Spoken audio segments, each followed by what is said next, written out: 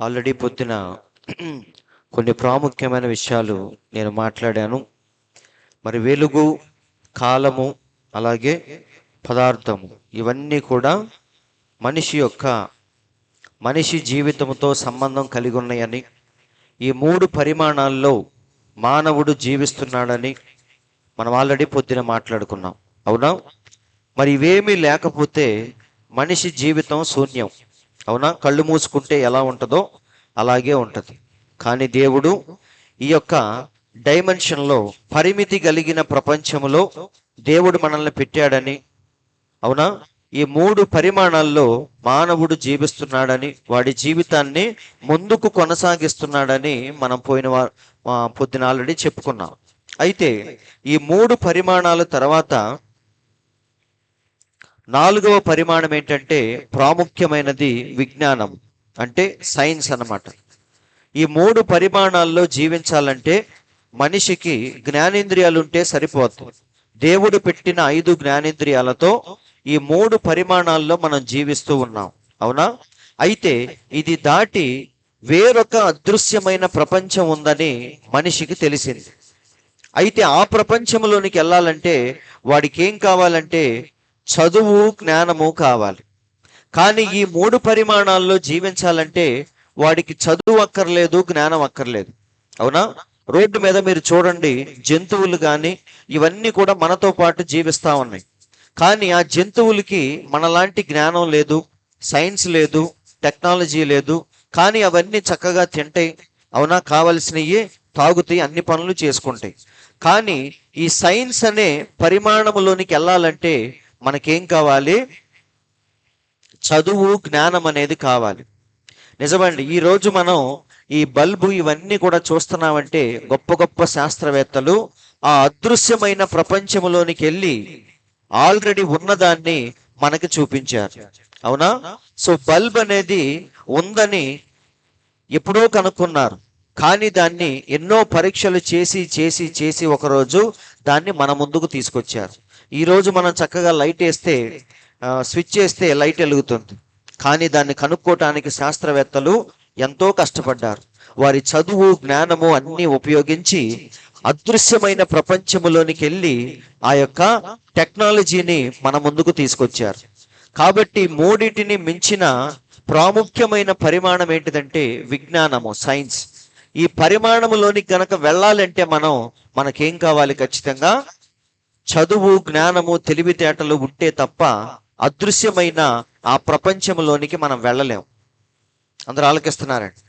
ఒకప్పుడు మనం నడుచుకుంటూ వెళ్ళేవాళ్ళం, లేదా గుర్రపు బండెక్కి వెళ్ళేవాళ్ళం. కానీ ఇప్పుడు వీటన్నిటిని మించిన చక్కగా మనం కారు కొనుక్కొని స్టార్ట్ చేసుకొని ఎంత ఫాస్ట్గా కావాలంటే అంత ఫాస్ట్గా వెళ్ళిపోతున్నాం. ఎందుకని? మనిషి జ్ఞానం ఏం చేసింది? ఆ మోటార్ ఫీల్డ్ని కనుక్కుంది.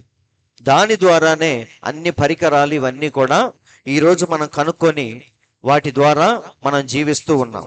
కాబట్టి సైన్స్ లేకముందు మనిషి ఈ 3 పరిమాణాల్లో మాత్రమే జీవించాడు. వాడికి కావాల్సింది తిన్నాడు, పడుకున్నాడు, ఒక ఇంట్లో ఉన్నాడు. అవునా? ఒక సాధారణమైన జీవితాన్ని గడిపాడు. కానీ ఎప్పుడైతే వాడికి చదువు, జ్ఞానము, తెలివితేటలు ఇవన్నీ వచ్చినాయో అప్పుడు వాడు ఎక్కడికి వెళ్ళాడు? ఇంకొంచెం వాడి యొక్క లిమిటేషన్ని దాటి వేరొక పరిమాణంలోనికి వెళ్ళాడు. అవునా? దేవుడు వాడి జీవితానికి నియమించింది 3: వెలుగు, కాలము, పదార్థము. కానీ వాడు ఏం చేశాడంటే చదువుకొని తెలివితేటల ద్వారా, జ్ఞానము ద్వారా ఇంకొంచెం వాడి యొక్క లిమిట్ని దాటి వెళ్ళాడు. ఏంటి ఆ లిమిట్ అంటే ఈ 3టిని దాటుకొని సైన్స్ అనే డైమెన్షన్లోకి వెళ్ళాడు. వెళ్ళిన తర్వాత ఏమైందంటే ఇక కొత్త కనుక్కోవటం స్టార్ట్ చేశాడు. అవునా? సో ఈ సైన్స్ అనేది మనకి ఏం చేసిందంటే దేవుడి నుండి దూరముగా మనల్ని తీసుకెళ్ళిపోయింది. సైన్స్ లేకముందు ఏ చిన్న సమస్య వచ్చినా మనం ఎక్కడికి వెళ్ళాము? దేవుని దగ్గరికి వెళ్ళాం.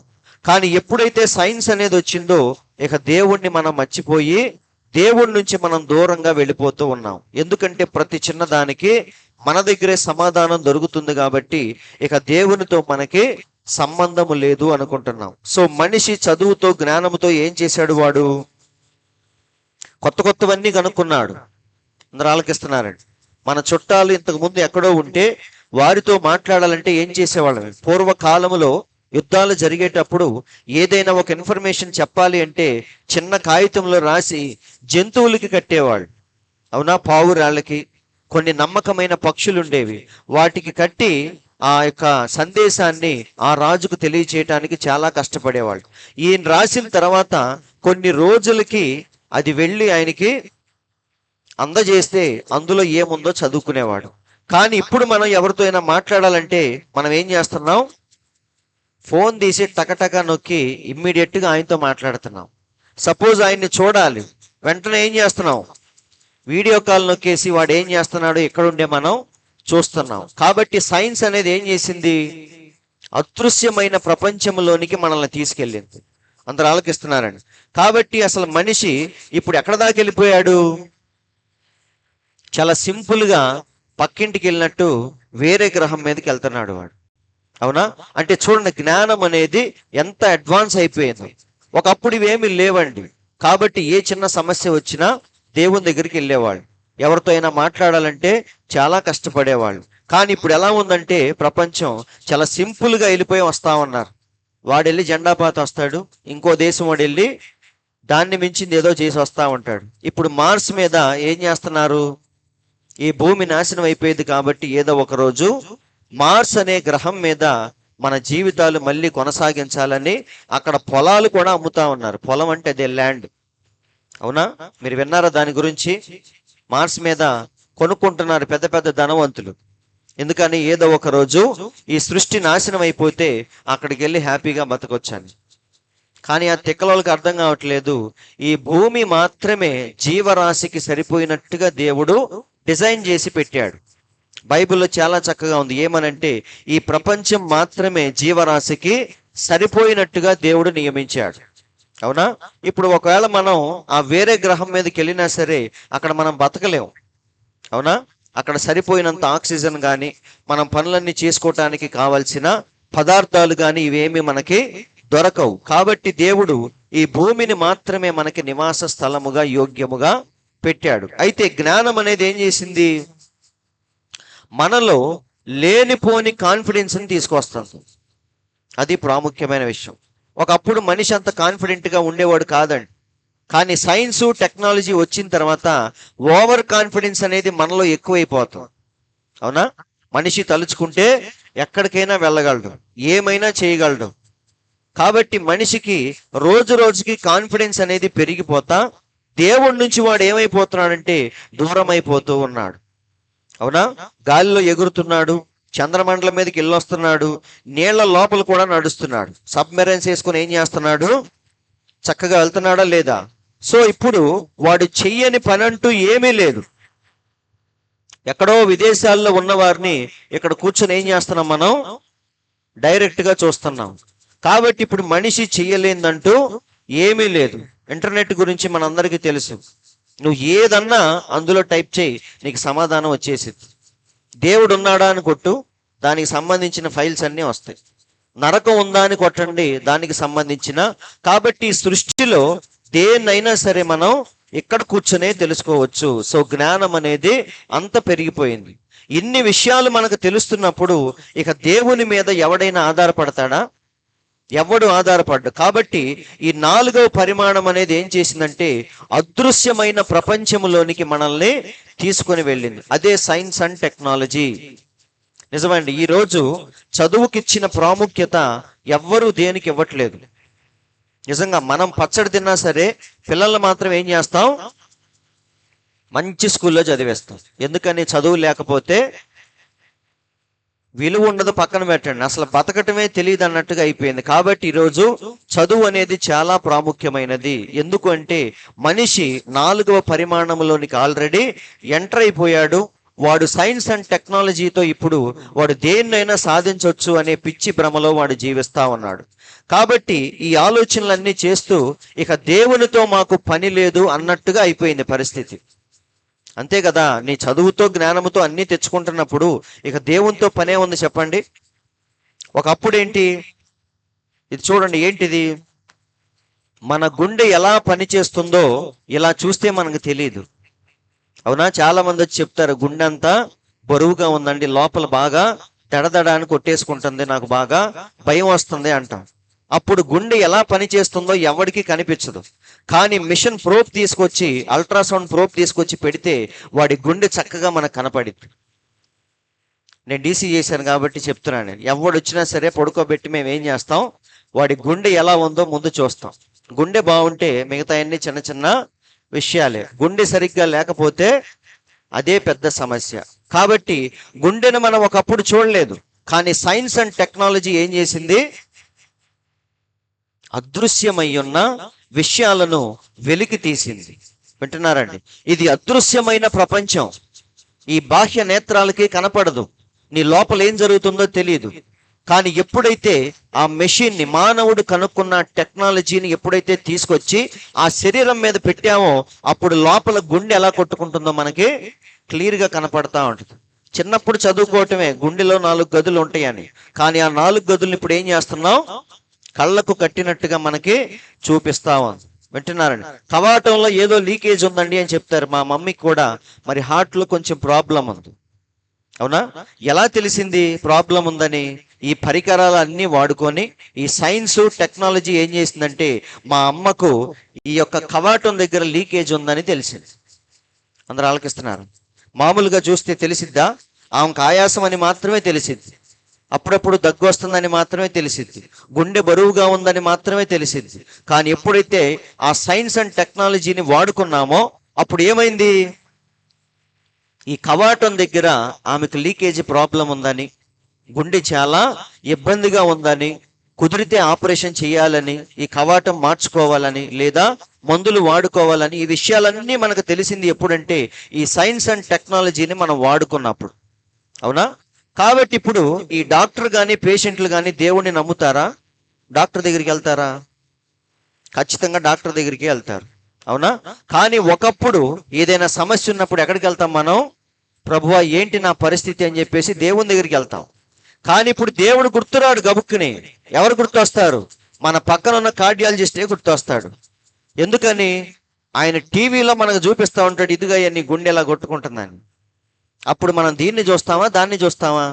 దీన్నే చూస్తాం. కాబట్టి మానవుడు ఏం చేశాడు, సైన్స్ అండ్ టెక్నాలజీతో అదృశ్యమైన ప్రపంచంలోనికి వెళ్ళాడు. అదే 4వ పరిమాణము. అందరూ ఆలకిస్తున్నారండి? అంటే వాడి లిమిటేషన్ని దాటి కొంచెం పైకి వెళ్ళాడు. పైకి వెళ్ళి ఏమనుకుంటున్నాడు, ఇక దేవునితో మాకు పని లేదు అనుకుంటున్నాడు. నిజమండి, ఒకప్పుడు కడుపులో పిల్లవాడిని చూడాలంటే మనకు అయ్యేది కాదు. ఇప్పుడు నీట్గా చూపిస్తున్నారా లేదా? లోపల ఉన్నది అబ్బాయో అమ్మాయో కరెక్ట్గా చెప్తున్నారు చూసి. అందరూ ఆలకిస్తున్నారు. ఒకప్పుడు ఏమీ లేవు. అవునా? అబ్బాయి పుడితే ఇది చేస్తాను, అమ్మాయి పుడితే ఇది చేస్తానని మనం మొక్కుబడి చేసుకుంటా ఉంటాం. అంటే దేవునికే వదిలేస్తాం, ప్రభువా నాకు మగపిల్లని నివ్వు అని. మనం రాత్రి చూసాం, హన్నా ఏమని ప్రార్థన చేసింది, ప్రభువా నాకు మగపిల్లని నివ్వు, అప్పుడు నేను తిరిగి మళ్ళీ నీకే అప్పగిస్తాను అని చెప్పింది. దేవుడు నిజంగానే మగపిల్లని ఇచ్చాడు. కాబట్టి ఈ రోజు ఏం జరుగుతుందంటే, ఈ యొక్క సైన్స్ టెక్నాలజీ ఇవన్నీ మనం వాడుకుంటూ అదృశ్యమైన ప్రపంచాన్ని చూడగలుగుతున్నాం. ఇలా చూస్తే నీ కడుపులో ఎవరున్నారో మనకు తెలియదండి. కానీ ఎప్పుడైతే ఆ ప్రోబుని తీసుకొచ్చి పెట్టామో, నీట్గా లోపల ఏం జరుగుతుంది, నీ గర్భసంచి, అందులో ఉన్న పిల్లాడు మొత్తం కూడా మనకు కనిపిస్తూ ఉంది. కాబట్టి సైన్స్ మనల్ని ఎక్కడికి తీసుకెళ్ళింది, అదృశ్యమైన 4వ పరిమాణంలోనికి మనల్ని తీసుకొని వెళ్ళింది. అందుకని మనిషికి ఏమైందంటే ఇంకా కాన్ఫిడెన్స్ పెరిగిపోయింది. నిజమండి, మనిషికి లేనిపోని కాన్ఫిడెన్స్ని తీసుకొచ్చేది సైన్స్ టెక్నాలజీయే. ఇవేమీ లేకపోతే మనిషి నిస్సహాయముగా ఉండి దేవుని దగ్గరికి వెళ్తాడు. కానీ మనిషి మీదకి కాన్ఫిడెన్స్ బాగా వచ్చేసింది కాబట్టి ఇక దేవుడు వాడికి గుర్తు రావట్లేదు. మీరు గమనించండి, సైన్స్ టెక్నాలజీ అనేది మనకి సంస్కారాన్ని, చక్కగా ఎలా హుందాగా జీవించాలో, నలుగురిలో ఎలా మెలగాలో, ఒక మంచి వ్యక్తిగా ఎలా ఉండాలో మనకు నేర్పించిందే కానీ దేవుని దగ్గరికి వెళ్ళటం మాత్రం మనకు నేర్పించలేదు. ఇవన్నీ మనం నేర్చుకున్నాం, కానీ దేవుని నుండి మనిషి ఏమైపోతున్నాడు, దూరం అయిపోతూ ఉన్నాడు. సో 4వ పరిమాణంలోనికి ఎప్పుడైతే వెళ్ళాడో, ఈ సైన్స్ టెక్నాలజీని ఎప్పుడైతే మనిషి వాడుకోవటం ప్రారంభించాడో, ఇక మెల్లిమెల్లిగా దేవుణ్ణి వాడు పక్కన పడేయటం స్టార్ట్ చేశాడు. దేవుడితో మాకు పని లేదు అంటున్నాడు. సో ప్రతి దానికి ఇక్కడే సమాధానం దొరుకుతుంది మనకి. గుండె నొప్పి అనగానే ఇక్కడే ట్యాబ్లెట్ దొరుకుతుంది. కడుపు వచ్చింది అనగానే దానికి సంబంధించిన జాగ్రత్తలన్నీ ఇక్కడే మనం తీసుకుంటున్నాం. కాబట్టి దేవుని దాకా వెళ్ళే అవసరత మనకి రావట్లేదు. కాబట్టి ఈ సైన్స్ టెక్నాలజీ మనిషిని ఏం చేసిందంటే దేవుడి నుంచి దూరముగా తీసుకొని వెళ్ళిపోయింది. అందరూ ఆలకిస్తున్నారు కదా. కాబట్టి అత్యంత ప్రమాదకరమైన డైమెన్షన్ ఏదంటే ఈ సైన్స్ టెక్నాలజీ. 4వ పరిమాణంలోనికి వెళ్ళిన తర్వాత మానవుడు ఎలా మారిపోయాడు? దేవునితో మాకు పని లేదు అన్నట్టుగా మారిపోయాడు. ఒకప్పుడు రెబెకాకి ఒకసారి కడుపులో నొప్పి వచ్చింది. కడుపులో నొప్పి వస్తే ఎక్కడికి వెళ్ళింది ఆమె? దేవుడి దగ్గరికి వెళ్ళింది. ఇప్పుడు మన కడుపులో నొప్పి వస్తే ఎక్కడికి వెళ్తాం? డాక్టర్ దగ్గరికి వెళ్తాం, అవునా? ఇప్పుడు ఆమె దేవుని దగ్గరికి వెళ్ళినప్పుడు దేవుడు ఏం చేశాడు? డాక్టర్ దగ్గరికి వెళ్ళిన తర్వాత బోల్డని టెస్టులు అన్నీ చేసి అందులో ఉన్న క్లూస్ అన్ని గ్యాదర్ చేసి దాని మీద వర్కౌట్ చేసి మొత్తానికి ఒక డయాగ్నోసిస్కి వస్తాడు. డయాగ్నోసిస్ అంటే ఏంటి?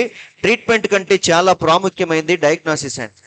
ట్రీట్మెంట్ ఎక్కడైనా చూసి పెట్టేసుకోవచ్చు, కానీ అది ఎందువల్ల వచ్చింది, అసలు ఏ జ్వరమో తెలుసుకోవటం ప్రాముఖ్యమైనది. రోజు జ్వరం వస్తుంది, అప్పుడు మనం ఏం చేస్తాం? అది టైఫాయిడా, మలేరియానా, డెంగ్యూనా ఏంటని చెప్పేసి దాన్ని చూస్తాం. కాబట్టి నీ వ్యాధికి కారణం ఏంటో తెలుసుకోవటం చాలా ప్రాముఖ్యమైనది. దాని తర్వాత ట్రీట్మెంట్ అనేది దాని తర్వాత ప్రాముఖ్యమైనది. కాబట్టి రెబెకా ఎప్పుడైతే కడుపులో నొప్పి వచ్చిందని దేవుని దగ్గరికి వెళ్ళిందో అప్పుడు దేవుడు ఏం చేశాడంటే ముందు ఆ నొప్పికి కారణం ఏంటో చెప్పాడు. ఏంటి కారణం ఏంటి చెప్పండి? ఆ నొప్పికి కారణం ఏంటి? బయట ఏమన్నా ఫుడ్ తిందా? పానీపూరీలు అయ్యి తిని తెచ్చుకోలేదండి. దానికి కారణం ఏంటి? చాలా చక్కగా చెప్తున్నాడు దేవుడు. నీ కడుపులో 2 జనపదములు ఉన్నవి, అవునా? వాళ్ళిద్దరు ఏం చేస్తున్నారు? లోపల తన్నుకుంటున్నారు. అందరూ ఆలకిస్తున్నారండి. ఇవి చాలా వింతగా అనిపిస్తాయి, మనకి వెర్రితనంగా అనిపిస్తాయి. రాత్రి నేను చెప్పాను, దేవుని పనులు ఎప్పుడు కూడా సామాన్యముగా ఉంటాయి, లోకానికేమో వెర్రితనంగా అనిపిస్తాయి. కానీ మనకి ఎలా అనిపించాలి? సామాన్యతలో ఉన్న దేవుడుగా మనం చూడాలి, వెర్రితనంగా చూడకూడదు. కాబట్టి లోపల ఇద్దరు ఏం చేస్తున్నారంటే తన్నుకుంటున్నారు. అలా తన్నుకోవటం వల్ల రెబెకాకి ఏమొచ్చింది? భయంకరమైన కడుపులో నొప్పి వచ్చింది. కాబట్టి ఆమె జాతకం అంతా దేవుడు చెప్పాడు, అవునా? కాబట్టి ఇలా మనం చూసుకుంటూ వెళితే హిజ్కియా కూడా మరణకరమైన రోగం వచ్చినప్పుడు ఆయన ఎక్కడికి వెళ్ళాడు? దేవుని దగ్గరికి వెళ్ళాడు. అంటే గోడ తట్టు తిరిగాడు ఆయన. ఈరోజు మనం ఎక్కడికి వెళ్తాం? క్యాన్సర్ వచ్చింది సపోజ్, హైదరాబాదులో బెస్ట్ క్యాన్సర్ ఇన్స్టిట్యూట్ ఎక్కడ అని చెప్పేసి మనం వెతికి అక్కడికి వెళ్తాం. వెళ్ళి మొత్తం మనకున్న డబ్బంతా ఖర్చు చేస్తాం. కానీ ఫైనల్గా ఆయన చెప్పేది ఏంటంటే మ్యాక్సిమం 2-3 సంవత్సరాల కంటే ఎక్కువ బతకవు. అది ఆయన చెప్పేది ఏంటి? నిన్ను చూస్తేనే తెలిసింది, అవునా? నీ పరిస్థితి జాగ్రత్తగా గమనిస్తే ఎక్కువ రోజులు బతకవని మనకే అనిపించింది. దానికి వేలకు వేలు టెస్టులన్నీ చేసి డాక్టర్ ఏమంటాడు? ఎక్కువ కాలం బతకవమ్మా అని చెప్తాడు. కాబట్టి ఇదంతా మీరు ఆలోచించండి, ఫూలిష్గా అనిపిస్తూ ఉంటుంది దేవుని పిల్లలకైతే. కానీ దెయ్య పిల్లలకి లోకంలో అదే బాగుంటుంది. కానీ దేవుని పిల్లలకు మాత్రం ఇదంతా ఒక ఫూలిష్గా అనిపించాలి. అందుకే హిజ్కియా ఏం చేశాడంటే వెంటనే గోడ తట్టు తిరిగాడు. నిజమండి, మీరు చదవండి, ఆయన చేసిన ప్రార్థన చాలా అద్భుతంగా ఉంటుంది. కన్నీళ్లు విడిచుచు తన జీవితాన్ని దేవుని ఎదుట ఎప్పుడైతే కుమ్మరించుకున్నాడో దేవుడు వెంటనే స్పందించాడా లేదా? మన దేవుడు చాలా మంచివాడండి. నువ్వు పాపివైనా సరే నువ్వు పరిగెత్తుకుంటూ దేవుని దగ్గరికి వస్తే ఖచ్చితంగా నీకు ఏదో ఒకటి చేద్దామని అనుకుంటాడు ఆయన. వెంటనే ఫైనల్గా పరలోకం అనేది అది ఎన్నికలో ఉన్నవాడికి దేవుడు ఇస్తాడు. కానీ హాగరు మాత్రం ప్రార్థన చేసినప్పుడు దేవుడు ఏం చేశాడు? హాగరు ఎన్నికలో లేదు, అవునా? కానీ హాగరు ఏడ్చినప్పుడు దేవుడు దిగొచ్చాడు. ఒక ఆమె దావీదు కుమారుడా అని గట్టిగా అరుస్తా ఉంది. అప్పుడు దేవుడు వచ్చి, అమ్మా ఎందుకు అరుస్తున్నావు? నేను వచ్చింది నీకోసం కాదు, పో అన్నాడు. అయినా సరే ఆమె ఏం చేసింది? నన్ను కరుణించు ప్రభు అని చెప్పేసి గట్టిగా కేకలేసింది. అప్పుడు దేవుడు ఆమె మొర ఆలకించి ఆమెకు న్యాయం చేశాడా? చేయలేదా? కాబట్టి మన దేవుడు, మనల్ని పుట్టించిన దేవుడు మనందరి గురించి ఎంతో కొంత బాధ్యత ఆయనకు ఉంది. అందుకే ఎవరెళ్ళి మొర్ర పెట్టినా సరే వారికి కావాల్సింది ఇస్తాడు. నేను ఎప్పుడు చెప్తూ ఉంటాను, మా ఇంట్లో మరి నా కుమారుడు అలాగే పని చేసేవాళ్ళు ఇద్దరిని నేనే చూసుకుంటూ ఉంటాను. వీడికి ఏమైనా కావాలంటే నేనే ఇస్తాను. పని వచ్చి డబ్బులు అడిగినా సరే నేనేం చేస్తాను? అయ్యా మా ఇంట్లో కొంచెం డబ్బులు కావాలన్నప్పుడు ఆమెకి ఇస్తాను. వీడొచ్చి డబ్బులు అడిగినప్పుడు నా కుమారుడు వాడికి డబ్బులు ఇస్తాను. కానీ నా ఆస్తిని మాత్రం ఎవరికి ఇస్తాను? కుమారుడికే ఇస్తాను. అవునా? వారసుడు మాత్రమే ఆస్తికి కర్త. కానీ పని వాళ్ళు ఎవరు వచ్చినా సరే వాళ్ళను కూడా చూసుకుంటా నేను. వారి ఇంట్లో ఫంక్షన్ అయితే వెళ్తాను, వారికి ఏమైనా డబ్బులు కావాలంటే ఇస్తాను, ఆమె ఏదైనా సమస్యలో ఉంటే వెళ్ళి ఆదుకుంటాను, కానీ నా ఆస్తిని మాత్రం ఆమెకి ఇవ్వను. కాబట్టి దేవుడు కూడా ప్రతి మనిషి మీద దేవుడికి ఎంతో కొంత బాధ్యత ఉంటుంది. కానీ ఆ రాజ్యాన్ని మాత్రం తన పిల్లలకే దేవుడు దాచిపెట్టాడు. కాబట్టి హిజ్కియా ఎప్పుడైతే ప్రార్థన చేశాడో దేవుడు వెంటనే ఏమన్నాడు? ఎన్ని సంవత్సరాలు ఇచ్చాడు? 15 సంవత్సరాల ఆయుష్ కాలాన్ని చాలా సింపుల్ గా ఇచ్చాడు. అవునా? కాబట్టి ఒక్కసారి మీరు ఆలోచించండి, సైన్సు టెక్నాలజీ మనిషి కష్టపడి నేర్చుకున్న ఈ యొక్క విద్యలు కానీ సైన్స్ కానీ ఇవన్నీ కూడా మనల్ని ఎక్కడికి తీసుకెళ్తున్నాయి? దేవునికి దగ్గరగా తీసుకెళ్తున్నాయా, దేవుడి నుంచి మనల్ని దూరంగా తీసుకెళ్తున్నాయా అని ప్రతి ఒక్కడు ఆలోచించాలి. హిజ్కియా మాత్రమే కాదండి, రాత్రి విన్నాం, నిన్న దినాన విన్నాం, హన్నా కూడా ఎవరి దగ్గరికి వెళ్ళింది? దేవుడి దగ్గరికి వెళ్ళింది. పిల్లలు పుట్టట్లేదు. ఈ రోజు మాత్రం IVF సెంటర్లు బాగా ఎక్కువైపోయింది. ఎక్కడ చూసినా సరే IVF సెంటర్లే. అవునా? డబ్బులు కూడా అక్కడే ఇచ్చేస్తున్నారు. 49,000కే IVF చేస్తామని. సో ఇదంతా చూసినప్పుడు పిల్లలు లేని వాళ్ళకి ఎలా ఉంటది? ఆశ కలిగిద్దా లేదా? కాబట్టి ఇక దేవుని దగ్గర మొర్ర పెట్టేవాళ్ళు ఎవ్వరూ ఉండరు. చక్కగా ఒక ఆమె సృష్టి అని పేరు పెట్టుకుంది, అంటే పిల్లల్ని సృష్టించిద్దేమో అని చెప్పేసి చాలా మంది అటు వెళ్ళిపోతూ ఉంటారు. కాబట్టి సహోదరులారా, మా ఫ్రెండ్స్ కూడా చాలా మంది, మరి వాళ్ళు మీ అందరికీ తెలుసు, ఓయాసిస్ చాలా ఉన్నాయి. కాబట్టి అక్కడికి వెళ్ళిపోయి ఇప్పుడు ఎవ్వరు కూడా పిల్లలు లేనోళ్ళు ఎవ్వరూ ఉండట్లేదు. ఎందుకంటే 2-3 సంవత్సరాలు చూస్తున్నారు, వెంటనే డాక్టర్ దగ్గరికి వెళ్ళిపోతున్నారు. కానీ ఒక నిజమైన విశ్వాసి ఎక్కడికి రావాలి? దేవుని దగ్గరికి రావాలి. ఎందుకంటే బైబిల్ చక్కగా చెప్తుంది, గర్భఫలము దేవుడిచ్చు బహుమానమే. అవునా? మన దాంపత్య జీవితాన్ని ఫలభరితంగా చేసేది కూడా దేవుడే. కాబట్టి అక్కడ కనెక్షన్ కట్ అయింది కాబట్టి నీకు రావాల్సినవి ఆగిపోతుంది. సో మనం ఏం చేయాలి? ప్రభువా దయచేసి నా బాధను గమనించు అని దేవునికే మనం చెప్పుకోవాలి. కాబట్టి హన్నా ఎప్పుడైతే దేవునికి చెప్పుకుందో వెంటనే దేవుడు ఆమెకు కుమారుని కాదు ప్రవక్తనే ఇచ్చాడు. కాబట్టి ఇలా మనం చూసుకుంటూ వెళితే రాహేలు కూడా పిల్లలు లేరు పాపం. కానీ భర్తకు ఇష్టమైన భార్య ఆమె, యాకోబుకి ఇష్టమైన భార్య రాహేలు. వాళ్ళ అక్క పేరేంటి? లేయాకి పిల్లలు ఉన్నారు, కానీ రాహేలుకి పిల్లలు లేరు. అవునా? రాహేలుకి లేయాకైతే పిల్లలు పుడతానే ఉన్నారు, ఒకరి తర్వాత ఒకరు పుడతానే ఉన్నారు. కానీ రాహేలుకు మాత్రం పిల్లలు లేరు. అయితే లాస్ట్ లో ఏం జరిగిందంటే ఈ లేఖనం చదవండి, ఆదికాండము 30:22. దేవుడు రాహేలును జ్ఞాపకము చేసుకొని, అవునా, చదివే ప్రతి మాటలో దేవుని యొక్క మనసేంటో మనకు చక్కగా అర్థమవుతూ ఉంటది. ఇక్కడ ఇన్ని సంవత్సరాలు దేవుడు ఆమెను పట్టించుకోలేదని అర్థం. పిల్లలు పుట్టలేదంటే దాని అర్థం ఏంటి? దేవుడు ఆమెను పక్కన పెట్టాడు. అబ్రహాముకు పిల్లలు లేరంటే అర్థం ఏంటి? దేవుడే పిల్లలు లేకుండా చేశాడు. అవునా? కొన్ని లోపాలు సమస్యలు దేవుడు కావాలనే మనలో పెడతాడు. ఎందుకని? దాని ద్వారా దేవుడు ఘనత పొందాలి, దాని ద్వారా మనం దేవుని దగ్గరికి రావాలి. కాబట్టి ఇక్కడ రాహేలును కూడా దేవుడు అస్సలు జ్ఞాపకం చేసుకోలేదు. ఈ గ్యాప్లో లేయాకి పిల్లలు పుట్టారు, లేయా దాసీకి పిల్లలు పుట్టారు, ఇంకొక ఆమెకు కూడా పిల్లలు పుట్టారు. అవునా? మొత్తం ఆయనకి 4, 2 భార్యలు, 2 దాసీలు, అందరికీ పుట్టారు కానీ ఇంకో పుట్టలేదు. అప్పుడు లాస్ట్ లో దేవుడు ఆమెను జ్ఞాపకం చేసుకొని ఆమె మనవి విని ఆమె గర్భము తెరిచెను. ఎంత క్లియర్ గా ఉందో చూడండి. కాబట్టి ఆమె గర్భాన్ని తెరిచింది ఎవరు? దేవుడే. కాబట్టి మనుషులు ఎంత ప్రయత్నించినా సరే దేవుడు గనక రిలీజ్ చేయకపోతే ఏ దీవెన గాని ఆశీర్వాదము గాని మనకి రాదు. కాబట్టి ఏ సమస్య వచ్చినా మనం ఎక్కడికి వెళ్ళాలి? అది చిన్నదే గాని పెద్దదే గాని, వింటున్నారండి, అది ఏ సమస్య అయినా అవ్వచ్చు.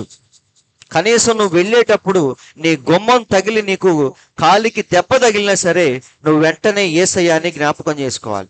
ఎందుకంటే దానికి కూడా కారణం అనేది ఉంటుంది. ఏ కారణం లేకుండా ఏది కూడా జరగదు. కాబట్టి ప్రతి చిన్నదానికి మనం ఎక్కడికి వెళ్ళాలి? దేవుని దగ్గరికే వెళ్ళాలి. అప్పుడు ఆమె గర్భవతి అయి ఎవరిని కన్నది? ఎలాంటి వాడు పుట్టాడు? యేసు క్రీస్తుకు చక్కని మాదిరి అయిన యోసేపు పుట్టాడు. కాబట్టి సహోదరులారా, సో జ్ఞానం పెరిగిపోయిన తర్వాత మనుషులు ఏం చేస్తున్నారు? ఇక దేవుని దగ్గరికి వెళ్ళటం మానేశారు. ఏవేవో పిచ్చి పిచ్చి అన్ని కనుక్కుంటున్నారు. ఇదేంటి చెప్పండి? సబ్మెరైన్ కదా. ఇప్పుడు ఇందులో సముద్రం లోపలుండి ప్రయాణిస్తూ ఆహా మేమెంత సాధించాం అనుకుంటున్నారు మనుషులు. అయితే ఒకసారి ఏం జరిగింది? టైటానిక్ షిప్ను చూడటానికి కొంతమంది బయలుదేరి వెళ్ళారు మొన్న రీసెంట్గా. అందులో చిన్నది ఇది కాదండి, చిన్న సబ్మెరైన్ లో 4 మాత్రమే పడతారు. ఈ 4 ఎవరంటే ప్రపంచంలో బాగా డబ్బున్న వాళ్ళు, బాగా పేరు పొందిన వాళ్ళు, డబ్బున్న వాళ్ళు. ఈ 4 మాత్రమే ఆ సబ్మెరైన్ లో కూర్చొని వెళ్తున్నారు. ఎక్కడికి వెళ్తున్నారు? ఇరిగిపోయిన టైటానిక్ షిప్ను చూద్దామని వెళుతున్నారు. ఇప్పుడు చూడకపోతే వచ్చిన నష్టం ఏంటి మీరు చెప్పండి? ఈ సైన్స్ ఉండబట్టేగా వాడు అలా ఆలోచించింది. వింటున్నారండి? అసలు ఈ సైన్స్ టెక్నాలజీ లేదనుకోండి, ఆ పిచ్చి పిచ్చి కోరికలన్నీ వస్తాయా? చంద్రమండలం మీదకి వెళ్ళాలి, మార్స్ మీద ఇల్లు కట్టుకోవాలి, ఈ ఆలోచనలన్నీ దేనికంటే వాడు సైన్స్ అనే డైమెన్షన్లోకి వెళ్ళాడు కాబట్టి, కాన్ఫిడెన్స్ పెరిగిపోతుంది కాబట్టి, దేవుడు గుర్తుకు రావట్లేదు కాబట్టి ఇలాంటి ఆలోచనలన్నీ చేస్తున్నాడు. కాబట్టి బాగా డబ్బున్న వాళ్ళు 4 కూర్చొని చక్కగా ఎంజాయ్ చేసుకుంటూ వెళుతున్నారు. కానీ వెళ్ళిన గంటకే ఏమైంది? అది లెక్క అయితే బయటికి పేలిపోవాలి, కానీ లోపలికి పేలిందంట అది. అవునా? విస్ఫోటనం అంటే ఏంటి? బయటికి అట్లా ఎక్స్ప్లోజన్. కానీ ఇది ఎలా అంటే లోపలికి పేలింది అది. అంటే లోపల ఉన్న 4 ఏమైపోయారు? చనిపోయారు. ఇప్పుడు సైన్స్ టెక్నాలజీ ఏం చేసింది చెప్పండి? మనిషికి నాశనాన్ని తీసుకొచ్చిందా లేదా?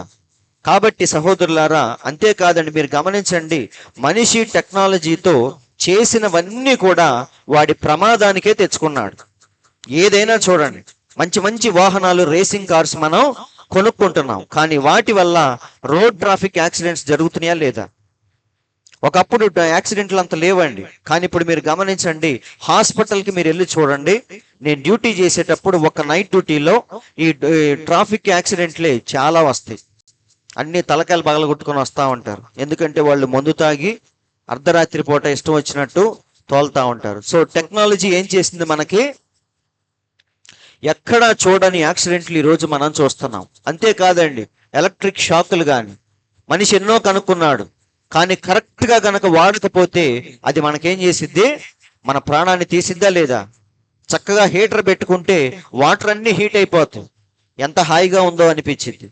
కానీ అందులోకి వెళ్ళి చేయి పెడితే తెలుస్తుంది ఎంత ప్రమాదం ఉందో. అందరూ ఆలకిస్తున్నారా?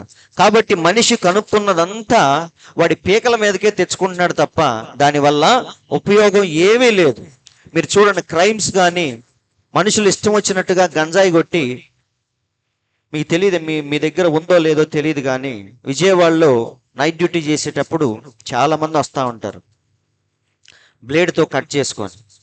అంటే కుర్రోళ్ళు గంజాయి తాగి బ్లేడ్ పెట్టుకొని తిరుగుతూ ఉంటారు. వాళ్ళు చిన్న చిన్న కారణాలకే పీకలకు వస్తూ ఉంటారు, చాలా మంది వస్తూ ఉంటారు.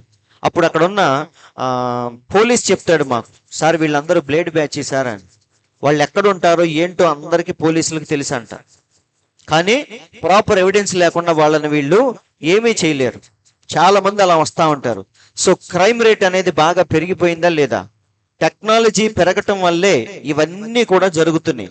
ఇవేమీ లేనప్పుడు అంత క్రైమ్ అనేది జరగలేదండి, దొంగతనాలు జరిగాయి. కానీ ఇప్పుడు ఎలా మారిపోయింది? చిన్న చిన్న కారణాలకే పీకలు కోసుకునేదాకా వెళ్ళిపోయారు. అవునా? ఇంకా మీరు చూడండి, సూసైడ్లు కూడా ఇప్పుడు బాగా ఎక్కువైపోయినాయి. మనిషి డిప్రెషన్లోకి వెళ్ళిపోయి సూసైడ్ చేసుకుంటా ఉన్నాడు. డ్రగ్స్ ఎక్కువైనాయా లేదా? డ్రగ్స్ కానీ ఇంకా చెప్పాలంటే మనుషులు సైకోటిక్గా మారిపోతున్నారు. అది చాలా ప్రాముఖ్యమైనది. డబ్బున్న వాళ్ళు కానీ చాలా మంది చాలా సైకోటిక్గా బిహేవ్ చేస్తూ ఉంటారు. అది మీరు గమనించే ఉంటారు. ఇంకా చెప్పాలంటే డైవర్స్లు, పెళ్ళిళ్ళు ఎక్కువ అవుతున్నాయి, డైవర్స్లు కూడా అవుతున్నాయా లేదా? డైవర్స్ కూడా ఇప్పుడు ఏం చేస్తున్నారు? అందరినీ పిలుచుకొని భోజనాలు పెట్టుకొని చక్కగా విడిపోతున్నారు. కలిసేటప్పుడు ఎలా కలుస్తున్నారో విడిపోయేటప్పుడు కూడా అలాగే ఫ్రెండ్లీగా విడిపోతున్నారు. వింటున్నారండి? అందులో తప్పేమీ లేదని భావిస్తున్నారు. మనం వెళ్ళి అడిగితే ఏమంటున్నారు? ఇప్పుడు ప్రపంచం ఎలా ఉందండి, ఎంత వేగంగా ముందుకెళ్తుంది, దాంతోపాటు మనం కూడా వెళ్ళాలి అని చెప్పేసి మనకే పాఠాలు చెప్తున్నారు. కాబట్టి డైవర్సులు కానీ కొత్త కొత్త రోగాలు కానీ ఇవన్నీ కూడా దేని వల్ల తెచ్చుకున్నామంటే ఈ సైన్స్ అండ్ టెక్నాలజీ ద్వారానే ఇవన్నీ కూడా మనకు సంప్రాప్తించినవి. అందరు అర్థం చేసుకుంటున్నారా? కాబట్టి 4వ పరిమాణం అనేది చాలా ప్రమాదకరమైన పరిమాణం. అది ఎప్పుడైతే మానవుడు అందులోకి వెళ్ళాడో ఇక దేవుణ్ణి పూర్తిగా మర్చిపోయి వీటితోనే వాడు జీవితాన్ని గడుపుతా ఉన్నాడు. అందరు అర్థం చేసుకుంటున్నారు కదా? కాబట్టి విశ్వాసం అనేది మనిషిని దేవునికి దగ్గరగా తీసుకెళ్లేది, సైన్స్ టెక్నాలజీ అనేది దేవునికి దూరముగా తీసుకెళ్లేది. ఈ రెండిటికి చాలా వ్యత్యాసం ఉంది. దేవుని పిల్లలకి కావాల్సింది ఏంటి? బైబిల్లో క్లియర్గా ఉందా లేదా అన్నీ నేను పెట్టలేదు. హెబ్రీలకు రాసిన పత్రికలో చక్కగా ఉంది. ఏమని? విశ్వాసము లేకుండా దేవునికి ఇష్టుడై ఉండుట అసాధ్యము. దేవుని యొద్దకు వచ్చువాడు దేవుడు ఉన్నాడని తన్ను వెదకు వారికి ఫలము దయచేయువాడని మొదట నమ్మవలను కదా. కాబట్టి విశ్వాసము దేవునికి దగ్గరగా మనల్ని తీసుకెళ్ళిద్ది. ఈ సైన్స్ టెక్నాలజీ దేవుడి నుంచి దూరముగా మనల్ని తీసుకెళ్తూ ఉంటది. సో ఈ జ్ఞానం అనేది ప్రమాదకరమైందా కాదా మీరు చెప్పండి. ఈ సైన్స్ టెక్నాలజీ ప్రమాదకరమైందా మనకు ఉపయోగకరమైందా? ప్రమాదకరమైందేనండి. ఎటు నుంచి ఎటు చూసినా ప్రమాదకరమే, అవునా? అయితే ఎందుకు దాని గురించి చెప్తున్నానంటే ఇప్పుడు బోధకులు కూడా వాక్యాన్ని ఎలా చెప్తున్నారు? జ్ఞానముతో బోధించే పాస్టర్లే ఇప్పుడు మనకి ఎక్కువ కనిపిస్తా ఉన్నారు. అందరు అర్థం చేసుకుంటున్నారండి. ఒక విషయాన్ని విశ్వాసులకు అర్థమయ్యేటట్టు చెప్పటానికి మనం జ్ఞానాన్ని వాడొచ్చు, కానీ అయితే జ్ఞానయుక్తముగా వాక్యం బోధించి ప్రజల్ని దారి మాత్రం తప్పించకూడదు. నేను చెప్పే అర్థమవుతుందా? ఇప్పుడు మంచి మంచి సందర్భాలు వాడుకొని మనం ప్రజలకు అర్థమయ్యే రీతిలో వాక్యాన్ని చెప్పొచ్చు. బైబిల్లో ఉంది బుద్ధి వాక్యము, జ్ఞాన వాక్యము. దేవుడిచ్చిన 9 వరాల్లో ఒక వరం ఏంటంటే బుద్ధి వాక్యము, రెండవది జ్ఞాన వాక్యము. కాబట్టి అలా అర్థమయ్యేటట్టు చెప్పటంలో తప్పు లేదు, కానీ జ్ఞానయుక్తమైన మాటలు చెప్పి ప్రజల్ని దారి తప్పించడం అనేది చాలా తప్పు. కాబట్టి ఈరోజు బోధకులు అలాగే తయారయ్యారు. వారి వాక్యం చెప్పేటప్పుడు ఏం వాడుతున్నారు? ఈ జ్ఞానం ఏం చేసిందంటే బైబిల్ని సరిగ్గా అర్థం చేసుకోకుండా చేసింది. ఈ జ్ఞానం లేనప్పుడే మనకన్నీ చక్కగా అర్థమయ్యాయి. ఒకవేళ అర్థం కాకపోతే దేవుని దగ్గరికి వెళ్ళి కూర్చొని ప్రభువా నాకు ఇదేంటో చెప్పు అని మనం దేవుణ్ణి అడిగేవాళ్ళం. దేవుడు మనకు బయలుపరిచేవాడు.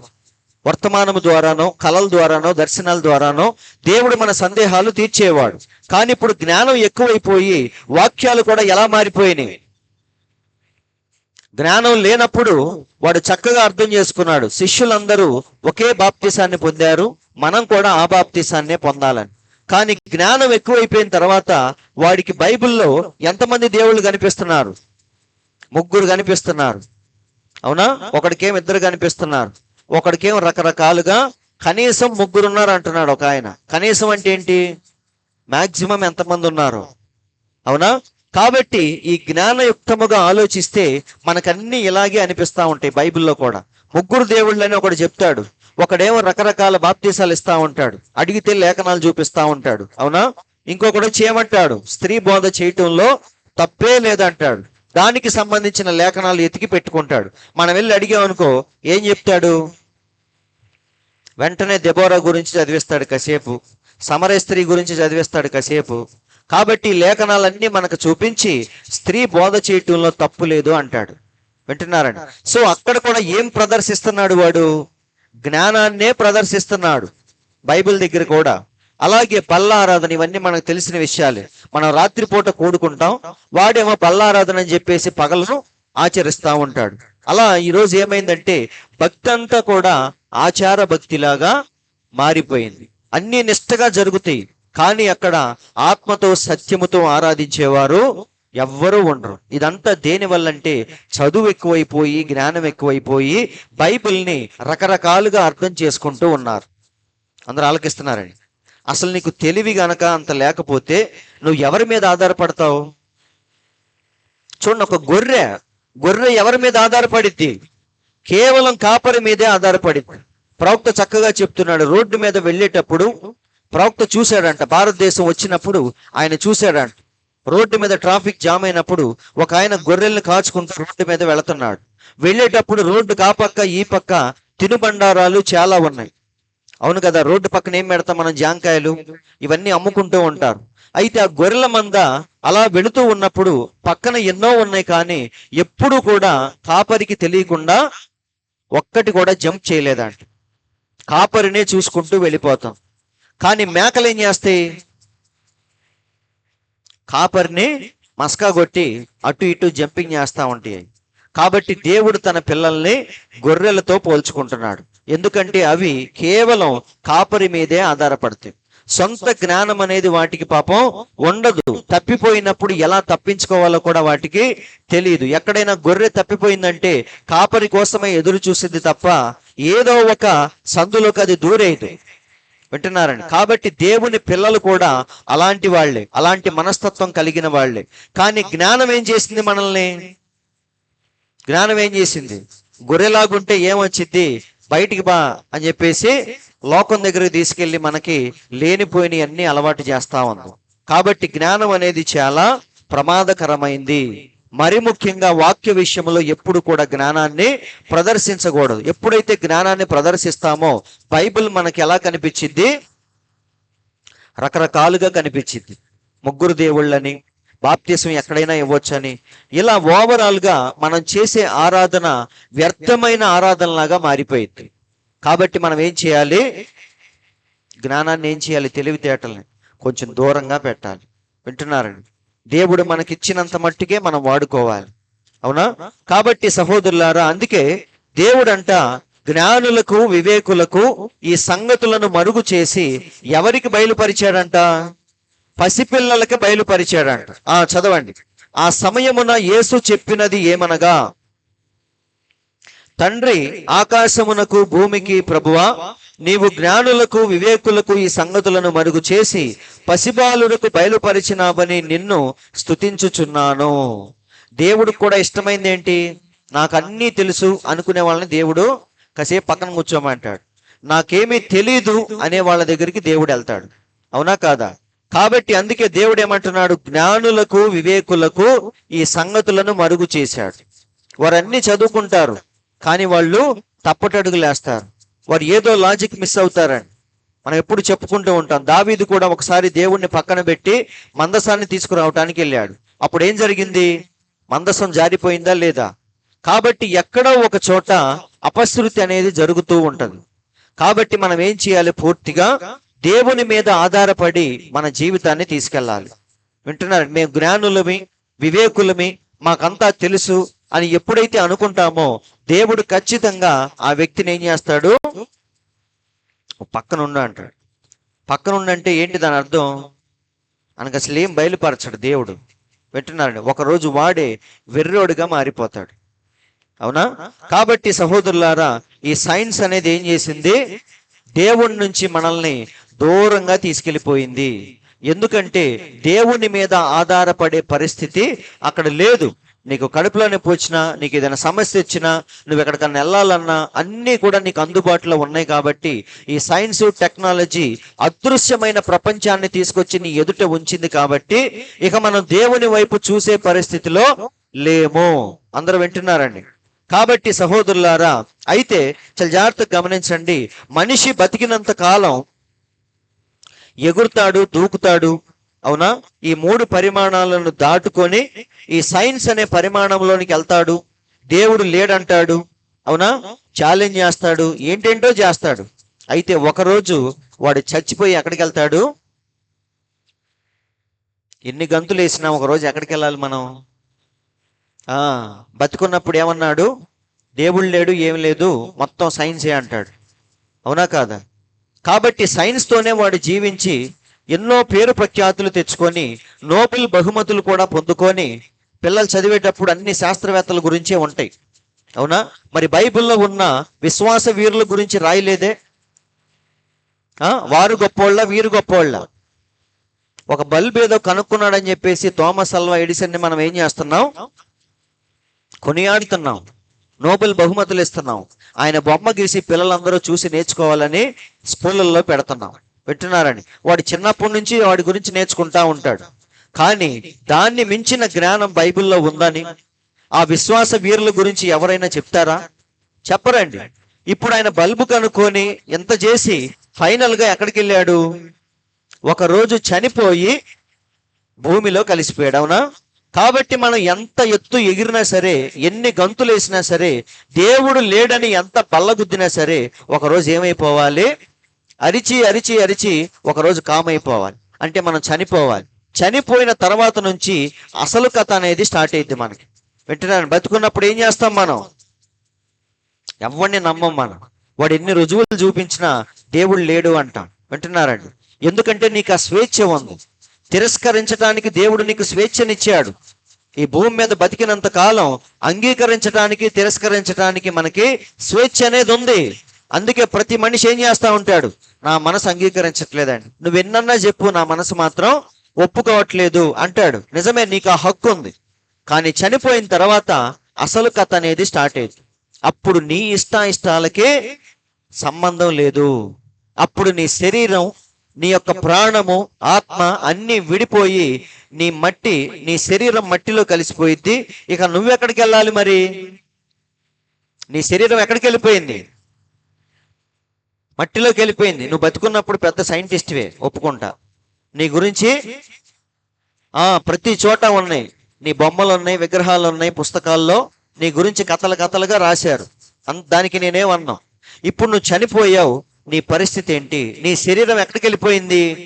మట్టిలో కలిసిపోయింది, గడ్డి మొలిచింది. దాని గురించి వదిలే. ఇప్పుడు నీ ఆత్మ ఎక్కడికి వెళ్ళింది? ఏదో వేరే ప్రపంచంలోనికి వెళ్ళింది.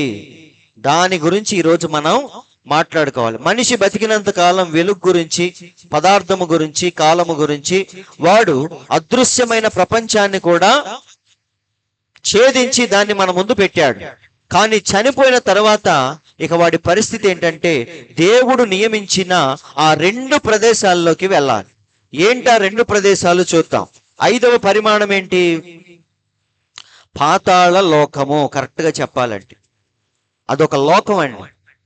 ఈ ప్రపంచం అనేది ఎలాగైతే ఒక లోకమో, పాతాళము కూడా ఒక లోకం. అది ఒక చిన్న ఏరియా కాదు, ఒక రూమ్ కాదు, ఒక పట్టణం కాదు, అదొక పెద్ద లోకం. అది పాతాళ లోకం. అది ఎన్నో పరిమాణం అంటే 5వ పరిమాణము. మనిషి బతికినంత కాలం ఈ 4 పరిమాణాలని టచ్ చేస్తూ ఉంటాడు. అవునా? సైన్స్, టెక్నాలజీ ద్వారా ఇంకొంచెం పైకెళ్ళి ఆ యొక్క 4వ పరిమాణంలో కూడా వెళ్తాడు వాడు. కానీ చనిపోయిన తర్వాత ఇక వాడి ఆత్మ ఎక్కడికి వెళ్ళిద్దంటే, దేవుడు నియమించిన పరిమాణంలోనికి వెళ్ళాలి. అదేంటి 5వ పరిమాణము? పాతాళ లోకము. ఒకసారి దేవుడు ఏం చేశాడు? దాతాను, కోరహు, అభిరాములు మోషే మీద తిరుగుబాటు చేసినప్పుడు దేవుడు ఏం చేశాడంటే, అందరికీ గుణపాఠం చెప్పాలనుకొని వాళ్ళు బతికుండగానే భూమిని చీల్చి వారందరినీ పాతాళ లోకానికి పంపించేశాడు. అయితే పంపించే ముందు దేవుడు అంటాడు ఏమని? చనిపోయిన తర్వాత పాతాళానికి వెళితే వెరైటీ ఏముండదు, కాబట్టి వీళ్ళని ఏం చేయాలి? ఇప్పుడు బతికుండగానే నేను పంపిస్తాను, తప్పుకో మోషే అని చెప్పేసి నిజముగానే భూమిని చీల్చి వారందరినీ పాతాళ లోకానికి పంపించాడా లేదా? కాబట్టి కింద వేరే ఏదో ప్రపంచం ఉందని మనకి అర్థమవుతుంది. అందరికి అర్థమైందా? వాక్యం దగ్గరికి వచ్చినప్పుడు మనకు అర్థమవుతుంది ఏంటంటే, భూమి కింద ఏదో వేరొక లోకం ఉంది. ఏంటా లోకం? పాతాళ లోకం. అక్కడ భయంకరమైన పరిస్థితి. అక్కడ ఏముంటదంటే, ఏడ్పులు, పండ్లు కొరుకుటయు, ఈ 2 ఉంటాయి అక్కడ. బైబిల్లో చాలా క్లియర్గా ఉంది. ఆ చీకటిలో ఏముంటాయి? ఏడవటం, పండ్లు కొరకటం, మూలగటం, ఇక ఇవే ఉంటాయి. ఇలాంటి వేదనలు మాత్రమే ఆ పాతాళ లోకంలో ఉంటాయి. ఇది నిజంగా ఉందా అని చెప్పేసి చాలా మందికి డౌట్ రావచ్చు. అవునా? అయితే ఒకసారి మీరు కావాలంటే దీని గురించి వెతకండి, మీకు అర్థమైంది. సైబేరియాలో, అంటే ఫిన్లాండ్ ఆ దేశంలో, సైబేరియాలో ఒక ప్రాంతంలో మరి భూగర్భ పరిశోధకులు భూమిని తవ్వుకుంటూ లోపలికి వెళ్తూ ఉన్నప్పుడు ఒకసారి ఏం జరిగిందంటే, కొన్ని వేల అడుగుల లోపలికి వెళ్ళిన తర్వాత వారికి ఏం వినిపిస్తున్నాయి అంటే, మరి కిందకి వెళ్ళే కొద్దీ భయంకరమైన వేడిని వాళ్ళు గమనిస్తా ఉన్నారు. భూమిని తవ్వే కొద్దీ ఏమవుతుంది? కొద్ది దూరం వెళ్తే నీళ్లు వస్తాయి, అది కూడా దాటి కిందకి వెళ్ళిపోతా ఉంటే వేడి సెగలు బయటకు వస్తూ ఉంటాయి. ఏంటి వేడని చెప్పేసి ఇంకా వాళ్ళు తవ్వుకుంటూ అలాగే వెళుతూ ఉన్నప్పుడు వాళ్ళ యొక్క మిషన్లేవి పని చేయకుండా పోయినాయి. ఆ తీవ్రమైన వేడికి మిషన్లేవి కూడా పని చేయలేదు, అన్ని గిరగిరా తిరగటం స్టార్ట్ అయినాయి అంట. వేడి వల్ల ఏమైంది చెప్పండి? ఈ ఫ్యాన్ దేని వల్ల తిరుగుతుంది? హీట్ వల్లే. హీట్ ఏం చేసిద్ది? తిరిగేటట్టుగా చేసిద్ది. సూర్యుని చుట్టూ గ్రహాలు ఏం చేస్తున్నాయి? తిరుగుతున్నాయా లేదా? రౌండ్ చేస్తా ఉన్నాయి.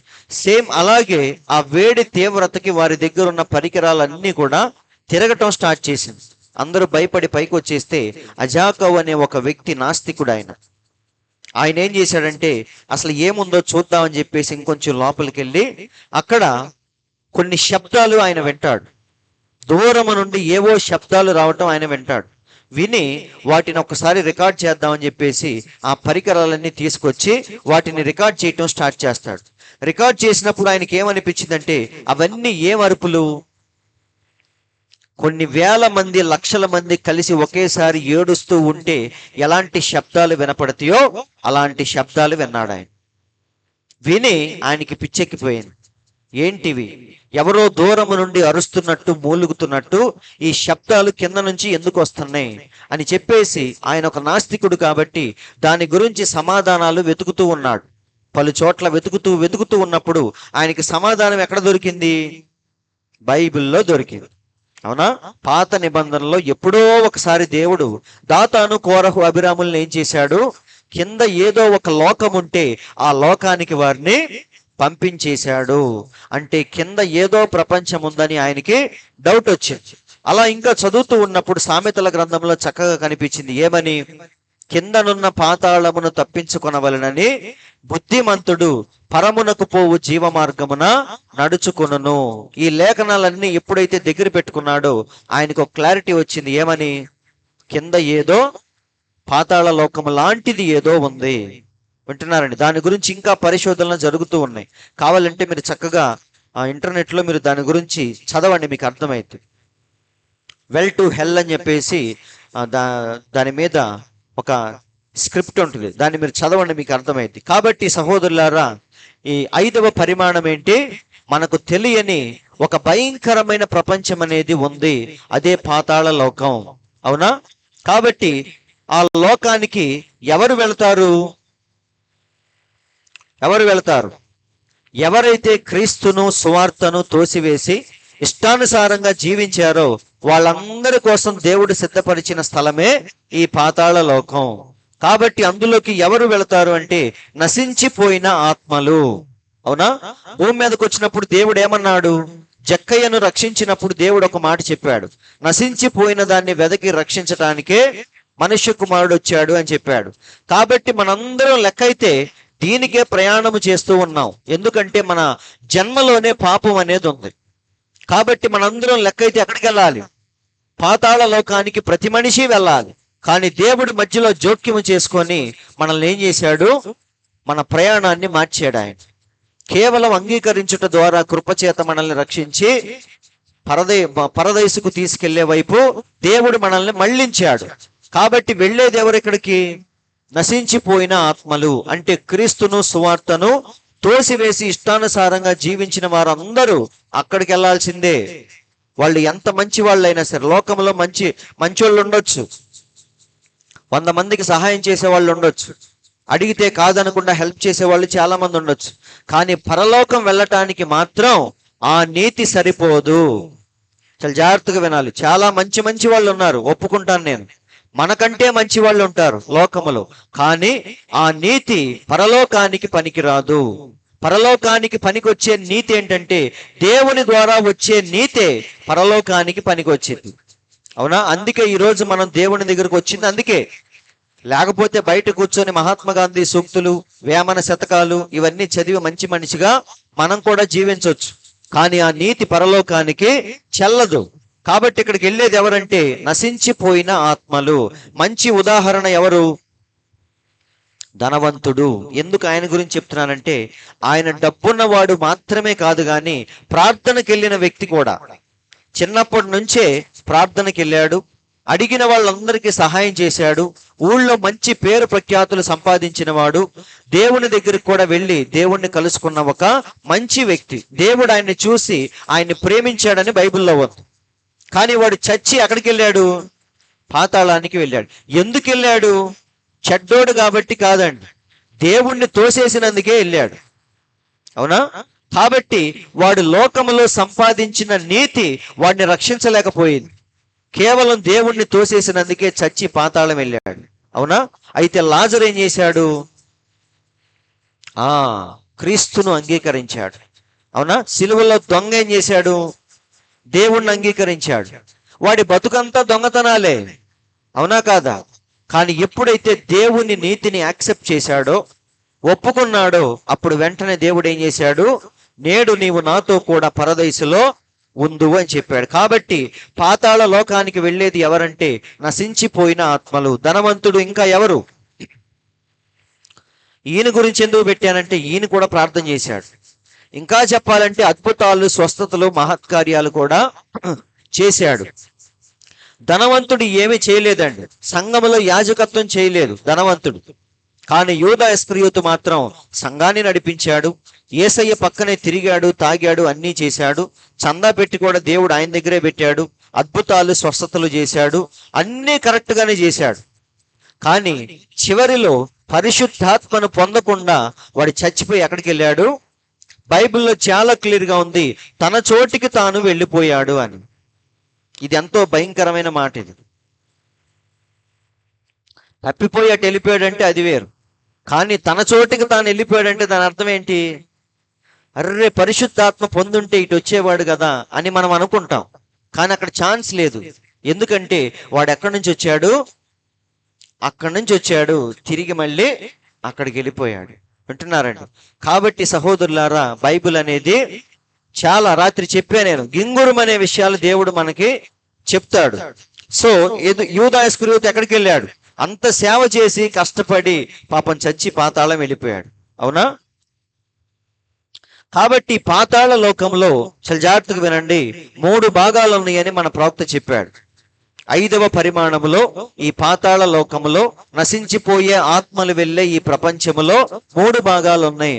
అందులో ఫస్ట్ భాగం ఏంటంటే నశించిపోయిన ఆత్మలు, అంటే సువార్తను తోసేసి ఇష్టానుసారంగా జీవించిన మనుషులందరూ వెళ్ళే ప్రదేశం ఫస్ట్ భాగం అది. 2వ భాగం ఏంటంటే దెయ్యాలుండే ప్రదేశం. చాలా మంది దెయ్యాలు ఉన్నాయంటే నమ్మరు. అవునా? అదేదో గొప్పగా ఫీల్ అవుతా ఉంటారు. చిచి, దెయ్యాలు లేవు, ఏమి లేవని వాళ్ళు అంతా తెలిసినట్టుగా ఫీల్ అవుతా ఉంటారు. కానీ దెయ్యాలు అడుగడుగునా ఉన్నాయి. అందరూ ఆలకిస్తున్నారు. ప్రతి చోట ఉంటాయి దెయ్యాలు. దేవుడు నీక చూడగలిగే నేత్రాలు గనక నీకు ఇస్తే నీకు క్లియర్ గా కనపడిద్ది. దెయ్యం కనిపించింది నీకు, కానీ ఈ బాహ్యమైన నేత్రముతో వాటిని మనం చూడలేం. అందుకే మనకు కనిపించవు. వింటున్నారండి? కానీ దేవుడు నీ కళ్ళు తెరిస్తే నీవు క్లియర్ గా చూస్తావు. అపవాదిని, దెయ్యాన్ని, వాడి అనుచరుల్ని నువ్వు అడుగడుగునా చూడొచ్చు. అందరూ ఆలకిస్తున్నారండి? ఎందుకంటే మన ప్రవక్త కనపడింది కాబట్టి చెప్తున్నా నేను అంత ధైర్యంగా. కాబట్టి 2వ ప్రదేశంలో ఎవరు ఉంటారంటే దెయ్యాలు ఉంటాయి. దెయ్యాలు ఒకప్పుడు ఎలా ఉన్నాయి? దెయ్యాలంటే ఏవో కాదండి, ఒకప్పుడు దేవుని దగ్గర దేవదూతలుగా ఉన్నవారే పాపము చేసి పడిపోయారు. పడిపోయిన తర్వాత దేవుడు వాటిని ఎలా మార్చాడంటే దెయ్యాల్లాగా వికృతంగా మార్చేశాడు. అవునా? ఒకసారి చూద్దాం బైబిల్లో. 2వ పేతురు పత్రిక 2వ అధ్యాయము 4వ వచనం. 2:4 దేవదూతలు పాపము చేసినప్పుడు దేవుడు వారిని విడిచిపెట్టక పాతాళ లోకమందలి కటిక చీకటి గల బెలములోనికి త్రోసి తీర్పుకు కావలిలో ఉంచబడుటకు వారిని అప్పగించెను. చాలా క్లియర్ గా ఉంది. వీళ్ళందరూ ఒకప్పుడు దేవదూతలు. కానీ లూసిఫర్కి దేవునికి యుద్ధం జరిగినప్పుడు లూసిఫర్ ఏం చేశాడు? దూతలందరినీ వాడి పక్కకు తెచ్చేసుకున్నాడు. దేవునితో యుద్ధము చేశాడు. అప్పుడు దేవుడు వారిని జయించి వాడిని తన్ని కింద పడేసి వాడితో పాటు ఈ పడిపోయిన దేవదూతలందరినీ ఈ పాతాళ లోకానికి దేవుడు పంపించేశాడు. కాబట్టి దెయ్యములంటే ఏవో కాదు, ఒకప్పుడు దేవుని దగ్గర ఉన్న దేవదూతలు. పడిపోయిన దేవదూతలే దెయ్యాలుగా మారిపోయినాయి. ఇది 2వ భాగం పాతాళ లోకంలో. మూడవది ఏంటి? అసలోడు బాస్ ఉండే ప్లేస్ అన్నమాట. అవునా? లూసిఫర్ ఉండే ప్రదేశం, దెయ్యాలన్నిటికీ వాడే నాయకుడు, అభిషేకించబడిన కెరూబుగా ఉన్నాడు. ఎలా ఉన్నాడు వాడు? అభిషేకించబడిన కెరూబు. వాడికి దేవుడిచ్చిన టాలెంట్స్ చాలా గొప్పవండి. పెద్ద పెద్ద టాలెంట్లు దేవుడు ఆయనకి ఇచ్చాడు. కానీ వాటితోనే వాడి జీవితాన్ని నాశనం చేసుకున్నాడా లేదా? కాబట్టి దేవుడు ఈ లూసిఫర్ని, ఈ దేవదూతలందరినీ ఎక్కడ పెట్టాడు?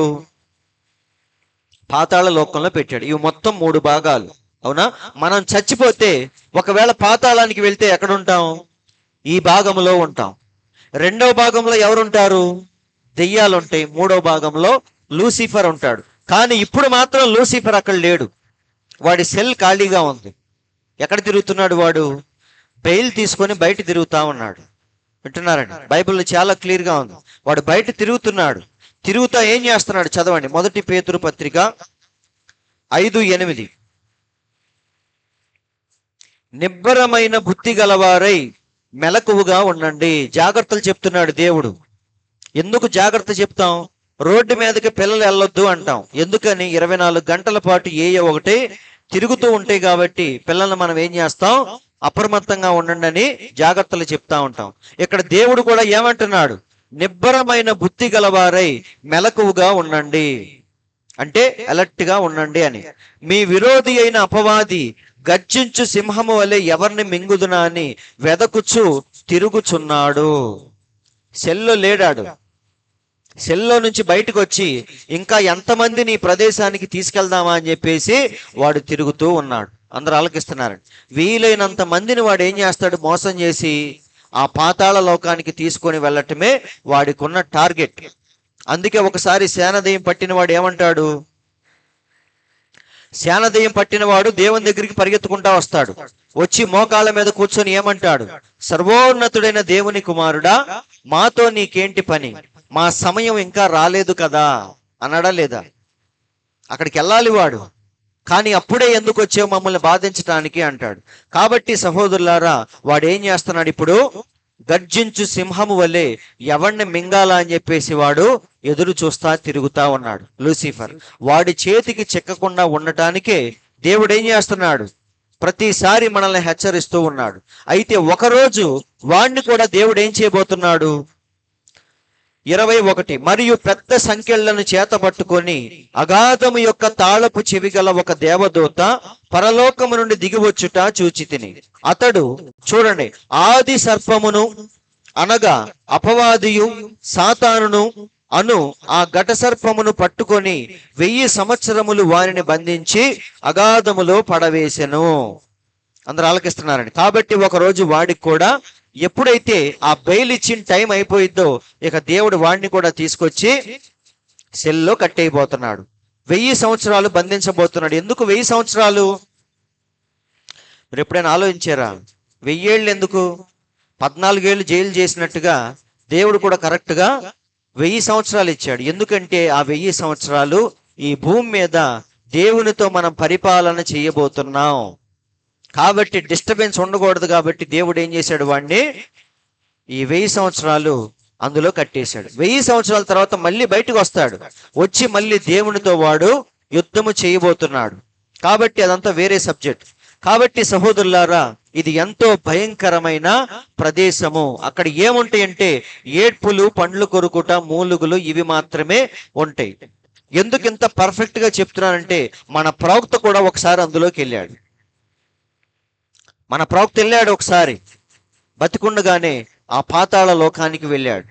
యవ్వనంలో ఉన్నప్పుడు ఆయన ఎప్పుడైతే ఎక్కడికో వెళ్ళిపోతున్నాడు, ఆయన అగాధములోనికి వెళ్ళిపోతున్నట్టుగా వెళ్ళిపోయాడు. వెళ్ళి వెళ్ళి వెళ్ళి వెళ్ళి ఈ ప్రపంచంలోనికి ఆయన ఎంటర్ అయ్యాడు. ఎప్పుడైతే లోపలికి వెళ్ళగానే ఆయన ఏం చూశాడు? అక్కడ భయంకరమైన వికృత రూపాలతో కొంతమందిని చూశాడు. ఆయన డెమనాలజీలో నేను పెట్టాను యూట్యూబ్లో వీడియోలో. అప్పుడు ప్రవక్త అంటున్నాడు, ఆ రూపాలు ఎలా ఉన్నాయంట? కళ్ళ కింద పెద్ద పెద్ద నలుపు రంగులో మేకప్లు వేసుకొని జుట్టంతా విరబూసుకొని ఇష్టానుసారంగా దెయ్యాలని ఆయన చూశాడు. అవి ఏం చేస్తున్నాయంటే అవి మూలుగుతూ ఉన్నాయంట. ఎంతో వేదనతో బాధ తట్టుకోలేక మూలిగితే ఎలా ఉంటుందో అలాంటి మూలుగులను ఆయన విన్నాడు ఈ లోకములో. అదంతా చూసినప్పుడు ఆయన ఒక్కసారిగా ఏడవటం స్టార్ట్ చేశాడు. ఏడ్చి ఏమంటాడంటే ప్రభువా, అర్జెంటుగా నన్ను ఎక్కడి నుంచి బయటికి తీసుకెళ్ళిపో. ఇక జీవితంలో ఎప్పుడు కూడా నేను పాపము చేయను, బతికినంత కాలం నీ కోసం నమ్మకముగా జీవిస్తాను, దయచేసి నన్ను ఎక్కడి నుంచి బయటపడే ప్రభు అని ప్రాధేయపడతాడు. అప్పుడు దేవుడు మళ్ళీ ఆయన ఆత్మను శరీరంలోనికి తీసుకొస్తాడు. కాబట్టి సహోదరులారా, దాని గురించి ఆయన చాలా స్పష్టంగా చెప్తున్నాడు. ఎప్పుడైతే ఆయన పూర్తిగా పెరిగి పెద్దయి పెళ్లి చేసుకున్న తర్వాత భార్యతో కలిసి ఒకసారి షాపింగ్ మాల్కి వెళ్తాడు. పెద్ద షాపింగ్ మాల్కి వెళ్ళినప్పుడు మళ్ళీ పాతాళ లోకములో ఎవరినైతే చూశాడో మళ్ళీ అవే స్వరూపాలు ఆ షాపింగ్ మాల్లో చూస్తాడు. ఆయన చూసి ఒక్కసారిగా ఆయనకి మరి కళ్ళు తిరిగినట్టుగా అయిపోయింది. అంటే షాక్కి గురయ్యి మరి ఒక్కసారిగా కూలబడిపోతాడు. తన భార్య వచ్చి బిల్లి ఏమైంది అని అడిగింది. ఇప్పుడు నన్ను ఏమీ మాట్లాడించమాకు అని వాళ్ళు అలా ఆ మెట్ల మీద నుంచి దిగొస్తా ఉంటారు. వాళ్ళు పూర్తిగా వెళ్ళిపోయిన తర్వాత అప్పుడు చెప్తాడు ఏమనంటే, నేను చిన్నప్పుడు పాతాళ లోకములో ఏ స్వరూపాలైతే చూశానో మళ్ళీ ఈరోజు షాపింగ్ మాల్లో అవే స్వరూపాలని నేను చూశాను. అంటే వీళ్ళందరూ ఒకరోజు చనిపోయి ఎక్కడికి వెళ్ళబోతున్నారు? ఆ పాతాళ లోకానికి వెళ్ళబోతున్నారు అని మన ప్రవక్త చెప్పి చాలా బాధపడతాడు.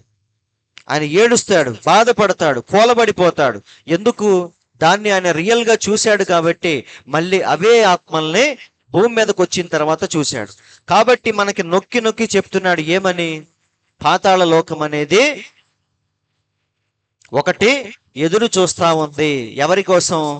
ఇష్టానుసారంగా మనం జీవిస్తా ఉన్నాం, వాళ్ళందరి కోసం పాతాళ లోకం ఎదురు చూస్తుంది అని చెప్తున్నాడు ఆయన. కాబట్టి మనం దాన్ని తప్పించుకోవాలా వద్దా? ఇప్పుడు మీరు చెప్పండి, సైన్సు టెక్నాలజీతో ఎక్కడికో మనం వెళ్ళిపోదామా, ముందు దాన్ని తప్పించుకుందామా? బల్బు కనుక్కొని, విమానం కనుక్కొని, మార్స్ మీదకి వెళ్ళి ఇవన్నీ తర్వాత, ముందు మనం ఏం చేయాలి? చేతనైతే ఎక్కడి నుంచి తప్పించుకునే ప్రయత్నాలు మనం చేయాలి. అందరూ ఆలకిస్తున్నారండి. చాలా మంది ఏమంటారు, బతికుంటే బఠానీలు అమ్ముకోవచ్చురా, ముందు ఇక్కడి నుంచి పద అంటారు. అవునా? ఇప్పుడు పరిస్థితి కూడా అలాంటిదేనండి. నీకు చేతనైతే ఆ లోకము నుండి తప్పించుకునే ప్రయత్నాలు చేయి, తర్వాత కావాలంటే వాటి గురించి ఆలోచించాలి. కాబట్టి నిజంగా బుద్ధిమంతుడు ఏం చేస్తాడంట? చూడండి, అసలైన బుద్ధి జ్ఞానం అంటే ఏంటి? క్రిందనున్న పాతాళమును తప్పించుకొనవలనని బుద్ధిమంతుడు పరమునకు పోవు జీవ మార్గమున నడుచుకొనును. ఇది నిజంగా తెలివైన వాడు చేసే పని. అంతేగాని ఏదో కనుక్కొని కీర్తి ప్రతిష్టలు సంపాదించడం గొప్ప విషయం కాదు, కానీ ఈ కిందనున్న పాతాళాన్ని తప్పించుకోవటమే అన్నిటికంటే గొప్ప విషయం. అయితే ఎలా తప్పించుకోవాలి? మనకు భయం అనేది వచ్చింది, కింద పాతాళ లోకం ఉందని. దాన్ని తప్పించుకోవాలని అందరికీ ఇప్పుడు అనిపిస్తా ఉంది. ఎలా తప్పించుకోవాలి? మార్గం ఏంటి? మార్గం ఏంటో తెలియని పరిస్థితిలో మన దేవుడు వచ్చి మనకు క్లారిటీ ఇచ్చాడు. ఏమంటున్నాడు ఆయన? చూడండి, ఇప్పుడు మనకి తెలిసింది కింద పాతాళ లోకం ఉందని, దాన్ని తప్పించే మార్గం కూడా దేవుడే మనకి సిద్ధపరిచాడు. నేనే మార్గమును సత్యమును జీవమును, నా ద్వారా తప్ప. దీన్ని చక్కగా మీరు అండర్లైన్ చేసుకోవాలి. అంటే వేరే ఆల్టర్నేట్ మార్గం అనేది ఈ ప్రపంచంలో లేనే లేదు. నిజమండి, నువ్వు ఎక్కడికి వెళ్ళినా సరే ఈ మార్గము ద్వారా మాత్రమే కిందనున్న పాతాళాన్ని తప్పించుకోగలవు. ఇప్పుడు నువ్వు నాకు పాతాళం వద్దు, పరలోకం వద్దు అంటానికి వీల్లేదు. నువ్వు వెళ్తే అక్కడికన్నా వెళ్ళాలి, లేదా పరదైసు కన్నా వెళ్ళాలి. అవునా? కింద నుంచి తప్పించుకునే ఒకే ఒక్క మార్గం ఏంటంటే పరమునకు పోయే జీవ మార్గమున నడుచుకోవటమే. అందరూ ఆలకిస్తున్నారా? చాలా జాగ్రత్త చదవండి ఈ వాక్యాన్ని, మీకు అర్థమైంది. క్రిందనున్న పాతాళాన్ని తప్పించుకోవాలంటే మనం చేయాల్సిన పనేంటి? పరమునకు పోయే జీవ మార్గమున నడుచుకోవటమే. నాకు అది వద్దు ఇది వద్దు అంటానికి వీల్లేదు. వింటున్నారండి?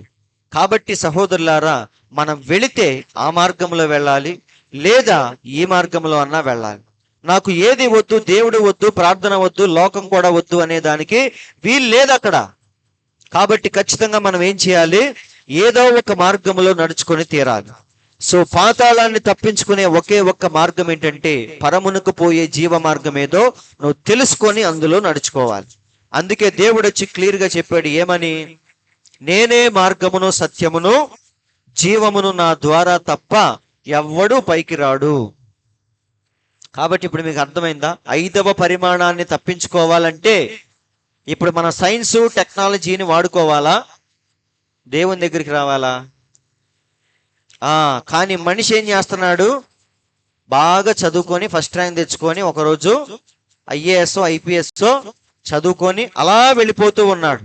ఇక వాడు ఎప్పుడు దేవుని గురించి ఆలోచించేది? నువ్వు ఎంత ఎక్కువ చదువుకుంటే అంత బాధ్యత కలిగిన ఉద్యోగాన్ని నువ్వు చెయ్యాలి, అవునా కాదా? ఇప్పుడు సీఎం గారిని చూసి మనం ఏమనుకుంటాం, అబ్బా ఆయనది లైఫ్ అంటే అనుకుంటాం మనం. కానీ ఆయనకు ఉండే తలనొప్పులు చాలా ఉంటాయి. ఇంకా దేవునికి ఎప్పుడు సమయం ఇస్తాడు ఆయన చెప్పండి? ఆయన జీవితమే పరుగులు, ఉరుకులు పరుగులు, అవునా? ఎక్కడికి వెళ్ళినా సరే అలాంటి జీవితాన్ని గడుపుతూ ఇక దేవుని కోసం ఎప్పుడు నువ్వు సమయాన్ని ఇస్తావు? మోకరించి ఎప్పుడు ఏడుస్తావు? ఎప్పుడు నీ జీవితాన్ని దేవునికి సమర్పిస్తావు? కాబట్టి సహోదరులారా, అందుకే సైన్సు టెక్నాలజీ చదువు ఇవన్నీ కూడా దేవుడి నుంచి మనల్ని దూరంగా తీసుకెళ్ళిపోయింది. కాబట్టి దేవుడు మనల్ని ప్రేమించి ఏమంటున్నాడు, 5వ పరిమాణం అనేది ఒకటి ఉంది, ముందు దాన్ని తప్పించుకునే మార్గం ఆలోచించండి అంటున్నాడు. ఏంటా తప్పించుకునే మార్గం అంటే పరమునకు పోయే జీవ మార్గములో నడుచుకోవటమే. కాబట్టి ఇప్పుడు మనం ఎక్కడికి రావాలి? వీటన్నిటిని విడిచిపెట్టి ముందు దేవుని దగ్గరికి రావాలి, అవునా? సైన్సు టెక్నాలజీ ఎక్సెట్రా ఎక్సెట్రా అన్ని పక్కన పడేసి ముందు దేవుని దగ్గరికి రావాలి. ఎందుకంటే దేవుని దగ్గర కూడా జ్ఞానం ఉందండి. ఇప్పుడు దేవుడేమి తిక్కలోడు కాదు, అవునా? ఇప్పుడు మీరు చూడండి, బైబిల్లో ఉన్న భక్తులందరినీ చూడండి, వాళ్ళేం తిక్కలోళ్ళు కాదు. ఎవరికి ఇవ్వని జ్ఞానాన్ని సొలొమోనుకి ఇచ్చాడా? ఇవ్వలేదా? ఇప్పటికి లేదు ఆ జ్ఞానం.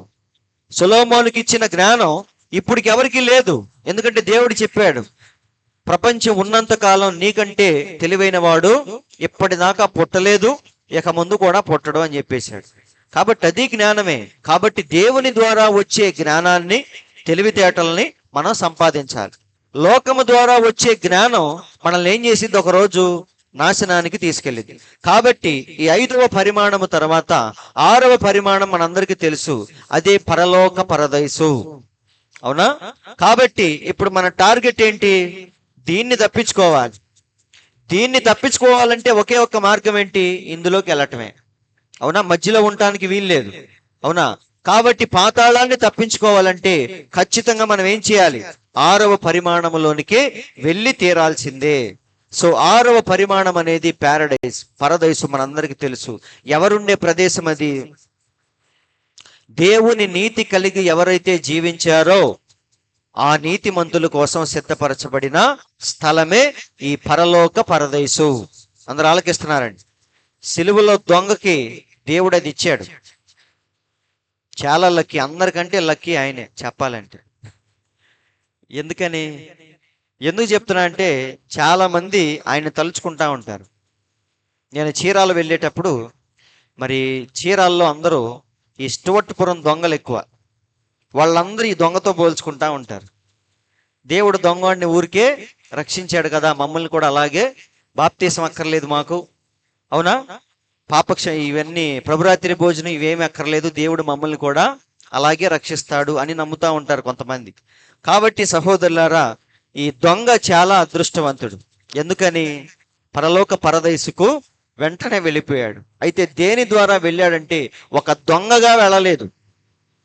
బతికినంతకాలం దొంగే, కానీ వెళ్ళేటప్పుడు మాత్రం దేవుడు ఆయన ఎలా మార్చాడు? పందిలాగా కాదు, కుక్కలాగే మార్చాడు. వింటున్నారండి? పరిశుద్ధముగా మార్చిన తర్వాతే ఆ పరదేశకు తీసుకొని వెళ్ళాడు. ఎందుకు? దాని గురించి అంటే మన ప్రవక్త అక్కడికి కూడా వెళ్ళాడు. పాతాళ లోకానికి వెళ్ళి అక్కడ ఏముందో చెప్పాడు.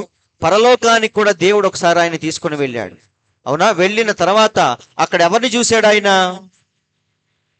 తెల్లని బట్టలు ధరించి అందరూ యవ్వనములో ఉండి అన్యోన్యమైన ప్రేమ కలిగిన గుంపును చూశాడు ఆయన. అక్కడ చూసిన ప్రేమ ఇంకెక్కడా లేదు అంటున్నాడు ఆయన. వింటున్నారండి? కాబట్టి అలాంటి వ్యక్తుల్ని ఎప్పుడైతే చూశాడో ఆయన మనసు ఎలా మారిపోయింది?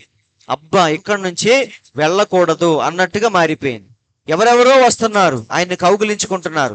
ఎవరమ్మా నువ్వు అంటే, నీ ద్వారా నేను రక్షణ పొందాను అని చెప్తున్నారు. అవునా? కాబట్టి తన భార్య, మొదటి భార్య కూడా వచ్చింది, ఆమె చనిపోయింది. హోప్ కూడా వచ్చి కౌగిలించుకొని ఏమంటుంది? సహోదరుడా అని పిలుస్తా ఉంది. భూమి మీద తన భార్య, కానీ అక్కడ ఎలా ఉంది? సహోదరుల్లాగా వచ్చి ఆయన్ని హత్తుకొని ఆనందిస్తా ఉంది. వింటున్నారండి? వీళ్ళందరినీ చూసిన తర్వాత ప్రవక్తకి ఎలా ఉంది? అమ్మో, ఇక భూమి మీదకి వెళ్ళకూడదు అన్నట్టుగా ఉంది. కాబట్టి అక్కడ చాలా విషయాలు జరిగినాయి, అవన్నీ చెప్తా ఉంటాడు ప్రవక్త. కాబట్టి సహోదరులారా, ఒకప్పుడు ఈ పరదైసు ఎక్కడుంది? ఇప్పుడంటే పైకి చూపిస్తున్నాం మనం, పరదేశం అక్కడ ఉందని. కానీ ఒకప్పుడు, అంటే పాత నిబంధనలో, యేసుక్రీస్తు భూమి మీదకి వచ్చే వరకు ఈ పరదేశం ఎక్కడుందంటే పాతాళ లోకములోనే ఒక బ్లాక్ లాగా దేవుడు అందులోనే పెట్టాడు. పాతాళ లోకములో ఒక చిన్న భాగముగా దేవుడు ఈ పరదేశును పెట్టాడు. అంటే చనిపోయిన వారందరూ అందులో విశ్రాంతిలోకి వెళ్ళారు, అరవటానికి కాదు. మిగతా వాళ్ళందరూ అరిచి కేకలేస్తా ఉంటే వీరు మాత్రం విశ్రాంతిలో ఉన్నారు. అవునా? కాబట్టి చనిపోయిన ఈ ధనవంతుడు లాజరు ఎక్కడున్నాడు? అబ్రహాము రొమ్మును ఆనుకోవటానికి పరదైసులోకి వెళ్ళిపోయాడు. అవునా? ఇక్కడ నుంచి అరుస్తున్నాడు ధనవంతుడు. అప్పుడు అబ్రహాం ఏమని చెప్పాడు? నాయన, ఇక్కడ వాళ్ళు అక్కడికి, అక్కడ వాళ్ళు ఎక్కడికి రాకుండా మధ్యలో పెద్ద అగాధం ఉంది అని చెప్పాడు. అయితే ఒకరోజు దేవుడు ఏం చేశాడంటే, చనిపోయిన తర్వాత 3 రోజుల తర్వాత ఆయన తిరిగి లేచాడు. ఈ 3 రోజులు ఏం చేశాడు మన దేవుడు? చాలా పెద్ద పని పెట్టుకున్నాడు ఆయన. వెంటనే సమాధిలో లేడు ఆయన. సమాప్తమైందని చెప్పగానే ఆయన ఎక్కడికి వెళ్ళాడు? పరదేశుకి వెళ్ళి వీళ్ళందరికీ ముందు వాక్యం చెప్పాడు. వింటున్నారండి? నశించిపోయిన వారందరికీ ముందు వాక్యం చెప్పాడు ఆయన. ఏ వాక్యం? రక్షించబడే వాక్యం కాదు. ఇప్పుడు మీరందరూ నమ్మి బాప్తీసం పొందండి అలాంటిది కాదు చెప్పింది. ఏమని చెప్పాడంటే, మీరు ఆ రోజు నమ్మకపోవటం వల్లే ఈ రోజు మీకు ఈ గతి పట్టింది. అవునా? మీరు అనుకోవచ్చు, ఎందుకు మేము ఇక్కడికి వచ్చామని. కాబట్టి వాడికి ఒక క్లారిటీ ఇచ్చాడు దేవుడు. అవునా? సువార్త మీ దగ్గరికి వచ్చినప్పుడు మీరు ఏం చేశారు? నోవాహు 120 సంవత్సరాలు వాక్యం చెప్పాడు. మీరు విన్నారా? వినలేదు. అందుకే మీకు గతి పట్టిందని చెప్పటానికి దేవుడు అక్కడికి వెళ్ళాడు. వెళ్ళిన తర్వాత ఇక పైకి వెళుతూ ఏం చేశాడంటే, చెరగా పట్టుకొని అందరిని తీసుకొని పైకి వెళ్ళిపోయాడు. అవునా? కాబట్టి ఇప్పుడు పరదేశం అనేది పాతాళములో లేదు, అది పరలోకములో ఉంది.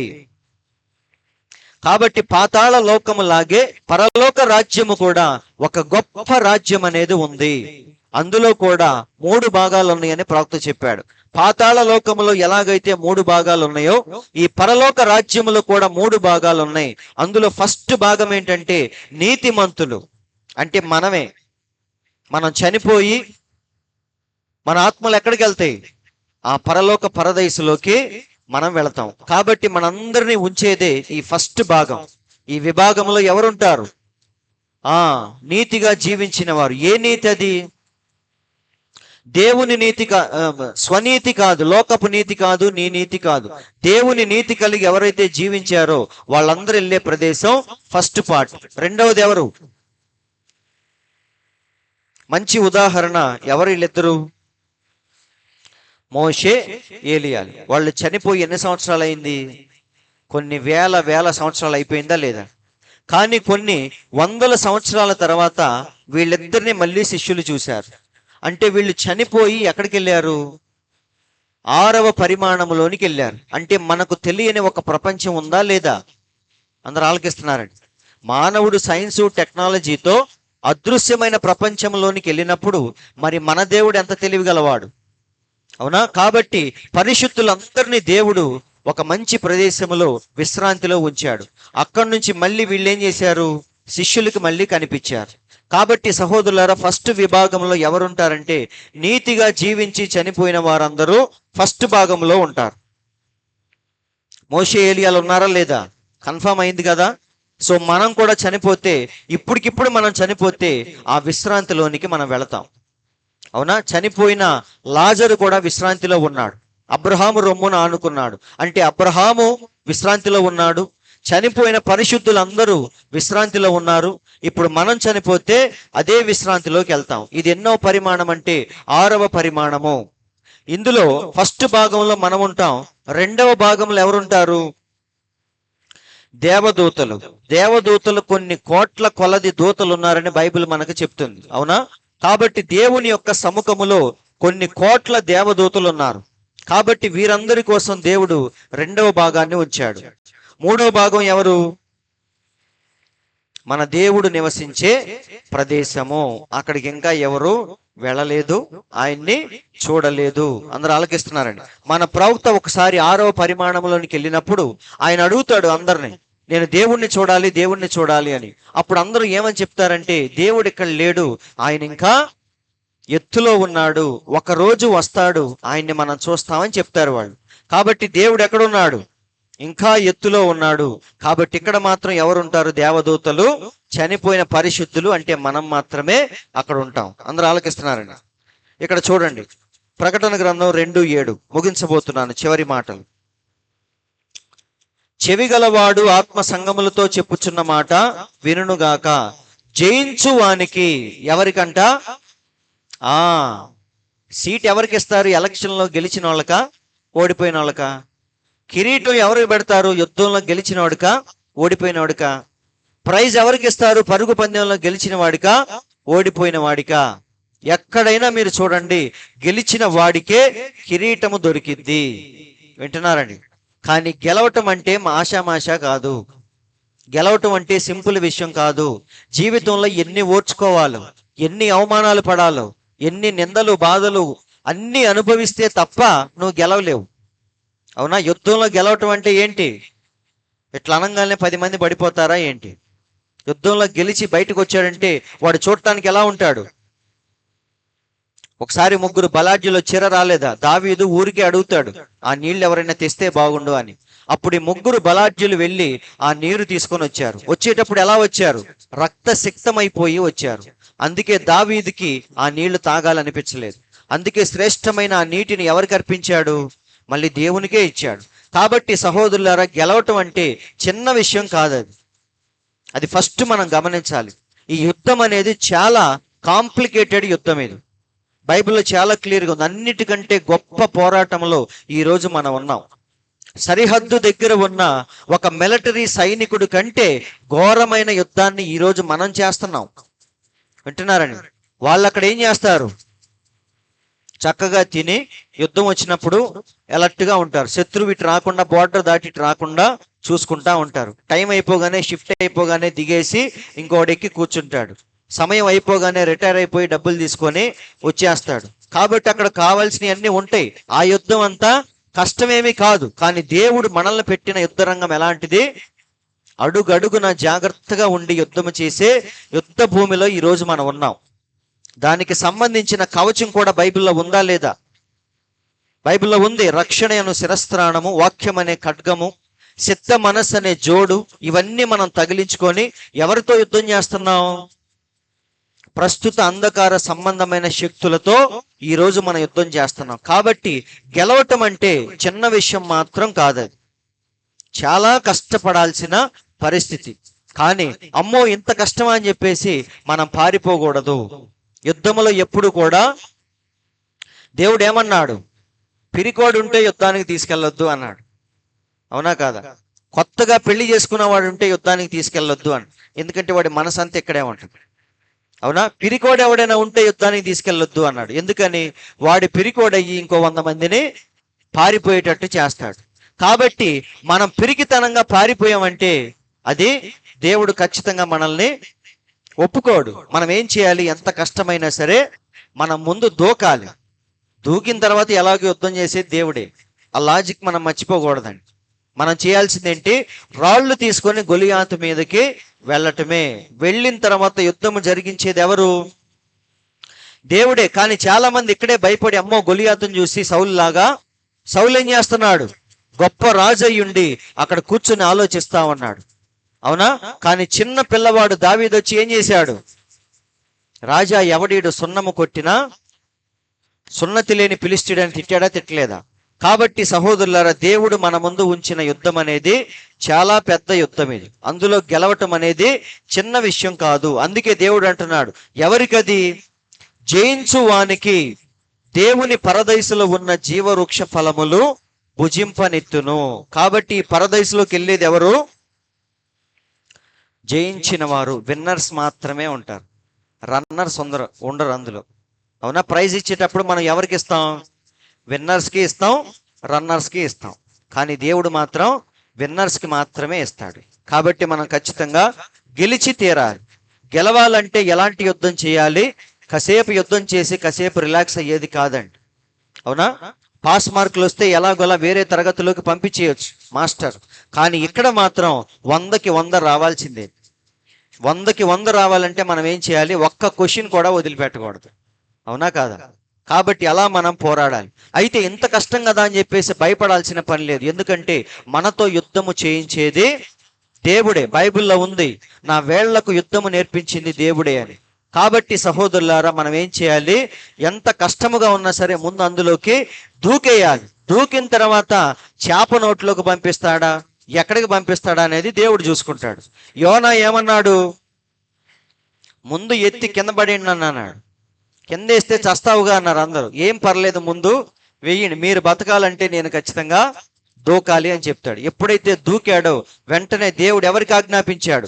చేపకు ఆజ్ఞాపించాడు. కాబట్టి ముందే మనం యుద్ధాన్ని చూసి భయపడి పారిపోకూడదు. ముందు అందులోకి దూకాలి. దూకిన తర్వాత దేవుడే చూసుకుంటాడు. కాబట్టి సహోదరులారా, మొత్తం 6 పరిమాణాలు మనం మాట్లాడుకున్నాం. అందరికి అర్థమైంది కదా? మానవుడితో సంబంధం ఉన్న పరిమాణాలు ఈ 3. వాడు ఇంకొంచెం తెలివిగా ఆలోచించి కొంచెం లిమిటేషన్ దాటి 4వ పరిమాణంలోనికి వెళ్ళాడు. కానీ వెళ్ళటం వల్ల వాడికి ప్రమాదమే, నాశనమే, కానీ ఎప్పుడు కూడా దేవుని దగ్గరికి వెళ్ళలేకపోయాడు. కానీ దీని తర్వాత దేవుడు ఇంకొక 2 పరిమాణాలు సిద్ధపరిచాడు. 2 ప్రపంచాలు. అవేంటి? పాతాళము, పరదైసు. నమ్మి రక్షించబడిన వాడు ఎక్కడికి వెళ్తాడు? పరదైసులోకి వెళ్తాడు. ఇష్టానుసారంగా జీవించిన వాడు పాతాళ లోకానికి వెళతాడు. ఈ 2 దాటిన తర్వాత దేవుడుండే ప్రదేశము 7వ పరిమాణం. దేవుడు మాత్రమే ఉంటాడు అక్కడ. ఎందుకంటే వేరే వాళ్ళు ఉండలేరు. ఎందుకంటే అంత భయంకరమైన ప్రదేశం అది. అందరూ ఆలోకిస్తున్నారండి. అందుకే బైబిల్లో ఉంది, తను మాత్రమే వసించుచు. ఏమని ఉంటది అక్కడ? సమీపింపరాని తేజస్సులో తను మాత్రమే వసించుచు. అంటే దాని అర్థం ఏంటి? ఆయన మాత్రమే ఉండగలడు. అక్కడికి ఎవరు వెళ్ళలేరు, ఆయన్ని చూడలేరు. అయితే ఇంత గొప్ప దేవుడు ఏం చేశాడు? ఒకరోజు చూడండి, సమీపింపరాని తేజస్సులో ఆయన మాత్రమే, అంటే ఇంకెవరు అక్కడ ఉండలేరు. అలాంటి ప్రదేశం అది. వసించుచు అమరత్వం గలవాడై. అమరత్వం అంటే ఏంటి? అసలు చావు గాని, టైం గాని, ఇప్పుడు దాకా మనం చెప్పుకున్న కాలము గాని ఏమీ లేని ఒక డైమెన్షన్ లో ఉన్నాడు ఆయన. అవునా? అమరత్వము గలవాడై ఉన్నాడు. మనుషులలో ఎవడును ఎప్పుడును ఆయన్ని చూడలేదు, చూడనేరడు. అవునా? కాబట్టి అలాంటి గొప్ప దేవుడు ఒకరోజు ఎక్కడికి వచ్చాడు? ఎలా వచ్చాడు? దాసుడిలాగా వచ్చాడు. తన్ను తాను రిక్తునిగా చేసుకున్నాడు. అందరూ ఆలోకిస్తున్నారండి. అయితే ఎందుకు వచ్చాడు? అంత అవసరం ఏంటి చెప్పండి? అంత అవసరం ఏంటి? ఇలా ఉన్న దేవుడు ఇలాగే ఉండొచ్చు కదా, ఎందుకు ఇలా మారాడు? ఎందుకంటే మనల్ని కూడా ఈ ప్రదేశానికి తీసుకెళ్ళటం కోసం. అందరూ వెంటనే, అందులో ఆయన స్వార్థం కాదండి. ఆయన ఏదో భూమి మీదకి వచ్చి మంచి పేరు తెచ్చుకోవడానికి కాదు, మన కోసమే వచ్చాడు ఆయన. అవునా? మనల్ని మళ్ళీ అక్కడికి తీసుకెళ్ళటం కోసం ఆయన మన స్థానాన్ని తీసుకున్నాడు. లెక్కైతే ముళ్ళ కిరీటం ఎవరికి పెట్టాలి? నీచులమైన మనకు పెట్టాలి. ఈ దెబ్బలన్నీ ఎవరికి తగలాలి? భయంకరమైన మనస్తత్వంతో ఉన్న మనకు తగలాలి. ఈ సిలువ ఎవరు మొయ్యాలి? మనం మొయ్యాలి. కానీ మన స్థానాన్ని ఆయన తీసుకొని ఆయన స్థానాన్ని మనకిచ్చిన గొప్ప దేవుడు మన దేవుడు. అందుకే ఆయన వచ్చి చేయాల్సింది మొత్తం జరిగించేసి మళ్ళీ ఎక్కడికి వెళ్ళిపోయాడు? ఒరిజినల్ పొజిషన్లోకి వెళ్ళిపోయాడు. కావాలంటే చూడండి ఒకసారి, 1 పేతురు పత్రిక 3:22 చివరి మాటలు. ఆయన పరలోకమునకు వెళ్ళి దూతల మీదను అధికారుల మీదను శక్తుల మీదను అధికారము పొందినవాడై దేవుని కుడిపార్శ్వమున ఉన్నాడు. కాబట్టి యేసయ్య భూమి మీదకి వచ్చి చేయాల్సింది మొత్తం జరిగించేసి మళ్ళీ ఒరిజినల్ పొజిషన్లోకి వెళ్ళిపోయాడు ఆయన. అంటే మళ్ళీ వాక్యముగా ఆయన మారిపోయాడు. ఈసారి వెళ్ళిపోయిన తర్వాత ఇంకా అన్నిటి మీద అధికారాన్ని పొందాడు ఆయన. ఎందుకంటే ఆయన భూమి మీదకి వచ్చి యుద్ధాన్ని జరిగించి గెలిచి, బైబిల్లో చాలా చక్కగా ఉంది. ఏమని? క్రీస్తు యేసునకు కలిగిన మనస్సు మీరు కూడా కలిగి ఉండండి. ఆయన అన్నిటికంటే తగ్గించుకొని అన్ని నామాల కంటే పైనామాన్ని పొందాడు అని. కాబట్టి ఈసారి ఆయన అన్ని శక్తుల మీద, అధికారాల మీద ఆయన అధికారం పొంది పైకెళ్ళి కూర్చున్నాడు. ఆయన అందరూ ఆలకిస్తున్నారండి. ఇప్పుడు చూడండి, ఆయన అంటే యేసుక్రీస్తు గురించి చెప్తున్న మాటలు. ఆయన దేవుని మహిమ యొక్క తేజస్సును, ఆయన తత్వము యొక్క పూర్తి మంతమునయుండి తన మహత్తు గల మాట చేత సమస్తమును నిర్వహించడం అంటే అర్థం ఏంటి? కండక్ట్ చేయటం, అన్నిటినీ చక్కగా జరిగించడం. ఈ సృష్టిని దేవుడు చక్కగా అదుపు చేస్తూ తన మహత్తరమైన మాట చేత, దేని చేత అదుపు చేస్తున్నాడంటే ఆయన తన పలుకబడిన వాక్యము చేత అన్నిటినీ కూడా జరిగిస్తూ ఉన్నాడు. మాట చేత సమస్తము నిర్వహించుచు పాపముల విషయములో శుద్ధీకరణము తానే చేసి దేవదూతల కంటే ఎంతో శ్రేష్టమైన మహిమ పొందెనో వారి కంటే అంత శ్రేష్ఠుడై ఉన్నత లోకమందు మహామహుడగు దేవుని కుడిపార్శ్వమున కూర్చుండెను. కాబట్టి ఆయన వచ్చి జరిగించాల్సింది మొత్తం జరిగించేసి మళ్ళీ ఎక్కడికి వెళ్ళిపోయాడు? ఒరిజినల్ పొజిషన్ లోకి మళ్ళీ వెళ్ళిపోయాడు. అవునా? ఇప్పుడు మనల్ని ఒక రోజు ఆయన సన్నిధిలోనికి తీసుకోబోతున్నాడు. అందరూ ఆలకిస్తున్నారు. ఇక మిగిలింది ఏంటి అంటే మనం చనిపోయిన తర్వాత ఆ రాజ్యములోనికి వెళ్ళటమే.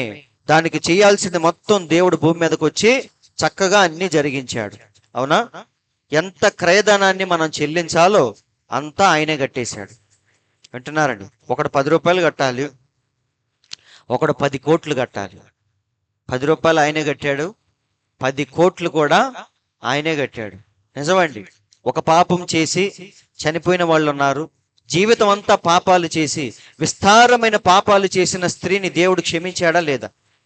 అప్పుడు దేవుడు ఈ మాటే చెప్తాడు. ఒక ఆయన 10 రూపాయలు అప్పున్నాడు, ఒక ఆయన 10 కోట్లు అప్పున్నాడు. ఆ రాజు ఇద్దరిని క్షమించాడు. వీళ్ళిద్దరిలో ఎవరు ఎక్కువ ఆనందిస్తారు? 10 కోట్ల అప్పు మాఫీ చేయించుకున్న వాడే ఎక్కువగా ఆనందిస్తాడు. అవునా కాదా? కాబట్టి ఈమె నన్ను విస్తారముగా ప్రేమించింది కాబట్టి ఈమె విస్తారమైన పాపాలనే క్షమించాను అని చెప్పాడు.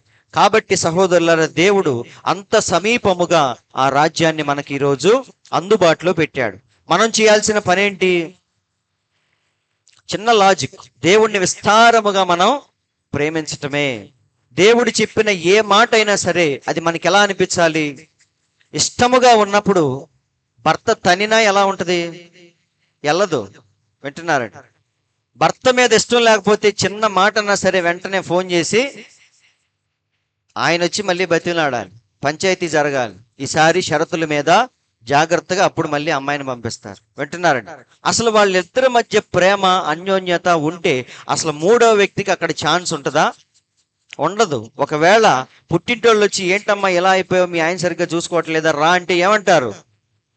ముందు వీళ్ళనే తిడతారు. అవునా? కాబట్టి దేవుని పట్ల మనకేముండాలి? విస్తారమైన ప్రేమ ఉండాలి. అప్పుడు ఖచ్చితంగా ఆ ప్రేమే ఏం చేసిద్ది? దేవునికి లోబడేటట్టుగా చేసిద్ది. దేవుని కోసం ఎంత కష్టమైనా సరే అనుభవించేటట్టు చేసింది. వింటున్నారండి? ఒకరోజు నిజంగానే దేవుడు ఆ ప్రేమను గమనించి మన విస్తారమైన పాపాలను ఏం చేస్తాడు? తుడిచి వేస్తాడు. ఎందుకంటే ఆమె పట్ల ఒకలాగా వ్యవహరించి నీతో ఒకలాగా వ్యవహరించే దేవుడు కాదు ఆయన. పక్షపాతము లేని దేవుడు. కాబట్టి అంత ప్రేమను చూపించగలిగితే ఆమెకు చేసినట్టే నీకు కూడా చేస్తాడు. సిలువలో దొంగలాగా నువ్వు చేస్తే దేవుడు ఆయనకి చేసినట్టే నీకు కూడా చేస్తాడు. వింటున్నారు? ధనవంతుడికే ఒక ఛాన్స్ ఇచ్చినప్పుడు మనకివ్వడా? ఇస్తాడు. ఖచ్చితంగా మనం ఏం చేయాలి? ప్రేమ ద్వారానే మనం సమస్తము సాధించాలి. ప్రేమిద్దామా మరి? సో ఫైనల్ గా మనం ఎక్కడికి వెళ్తాం? మన డెస్టినేషన్ ఏంటి చెప్పండి? ఇవన్నీ తెలుసుకున్న తర్వాత ఫైనల్ గా మానవుడు ఎక్కడికి వెళ్ళి చేరాలి? ఒకరోజు ఈ మానవ రాజ్యాలన్నీ కూలిపోయిన తర్వాత మనం ఏం చూస్తాం? కొత్త ఆకాశము, కొత్త భూమి. నిజమండి. శాస్త్రవేత్తలు ఇప్పటికే చెప్తున్నారు ఏమని?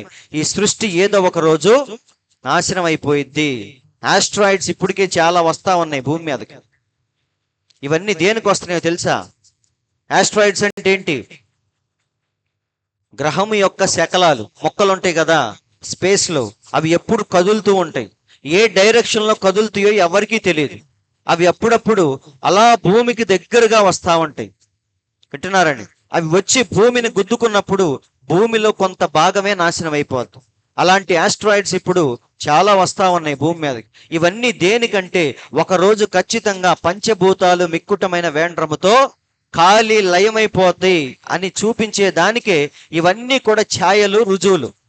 అంతే కదా, తుఫాన్ వచ్చే ముందు ఎలా ఉంటది, ఉరుములు, మెరుపులు, ఇవన్నీ చూసినప్పుడు మనకి ఏమర్థమైంది, మరి కొద్దిసేపట్లో ఏదో రాబోతుంది అని. కాబట్టి ఇలా రాజ్యము మీదకి రాజ్యము, యుద్ధాలు ఇవన్నీ చూస్తున్నప్పుడు మనకి ఏమర్థం అవ్వాలి, ఒకరోజు ఈ సృష్టి అనేది పూర్తిగా నాశనం అయిపోయి దేవుని యొక్క రాజ్యం అనేది స్థాపించబడబోతుంది.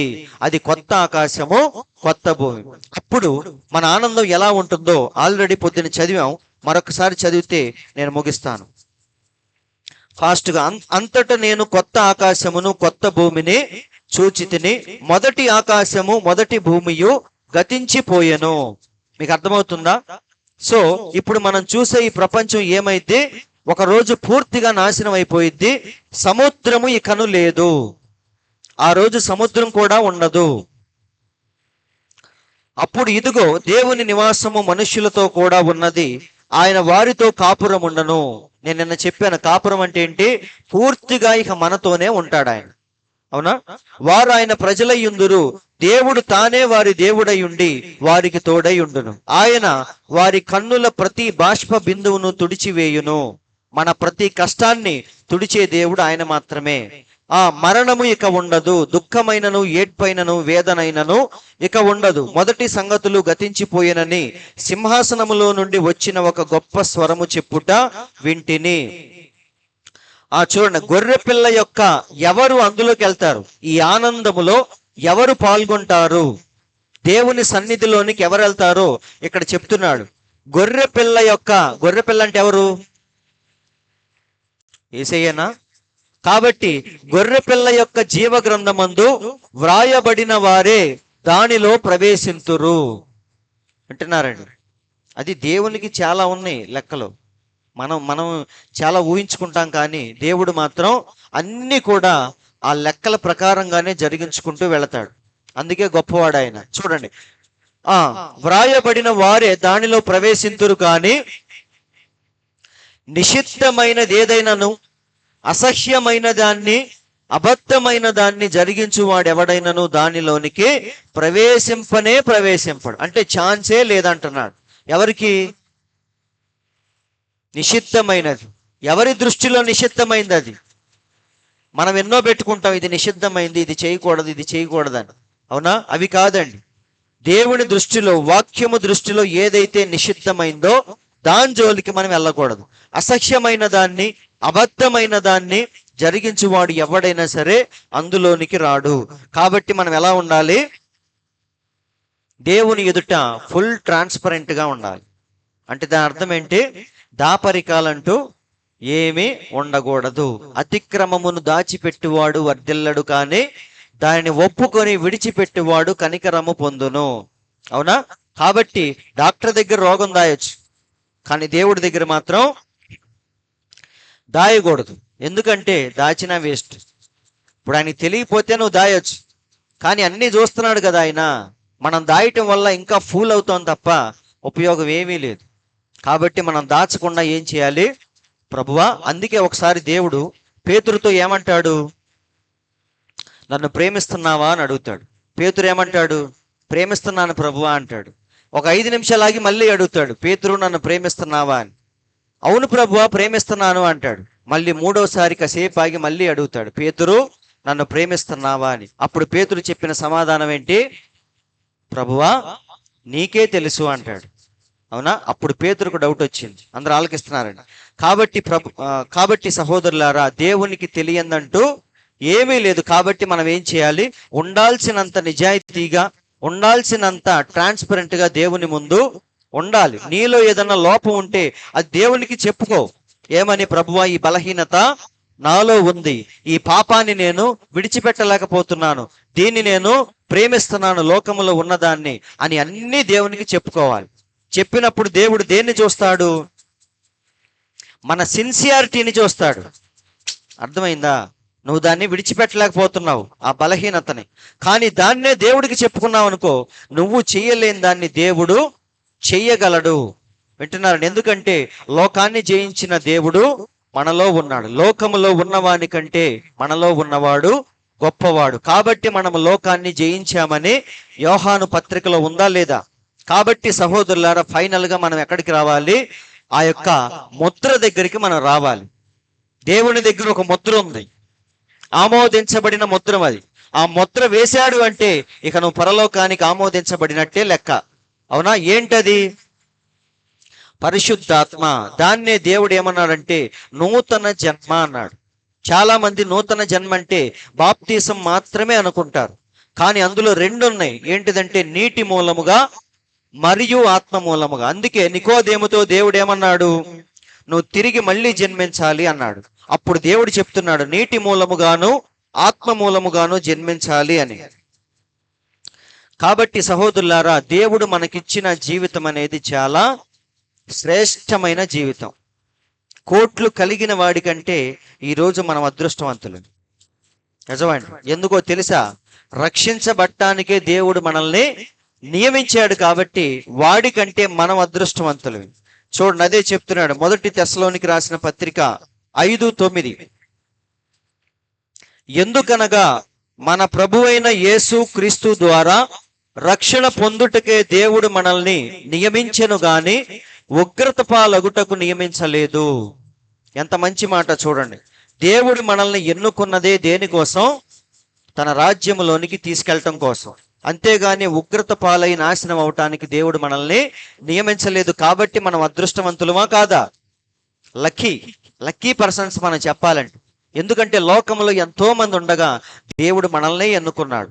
ఆ రాజ్యానికి దేవుడు మనల్నే సిద్ధపరుస్తున్నాడు వాక్యము ద్వారా. కాబట్టి మనం ఆనందించాలే గాని ఎప్పుడు కూడా మనం బాధపడకూడదు.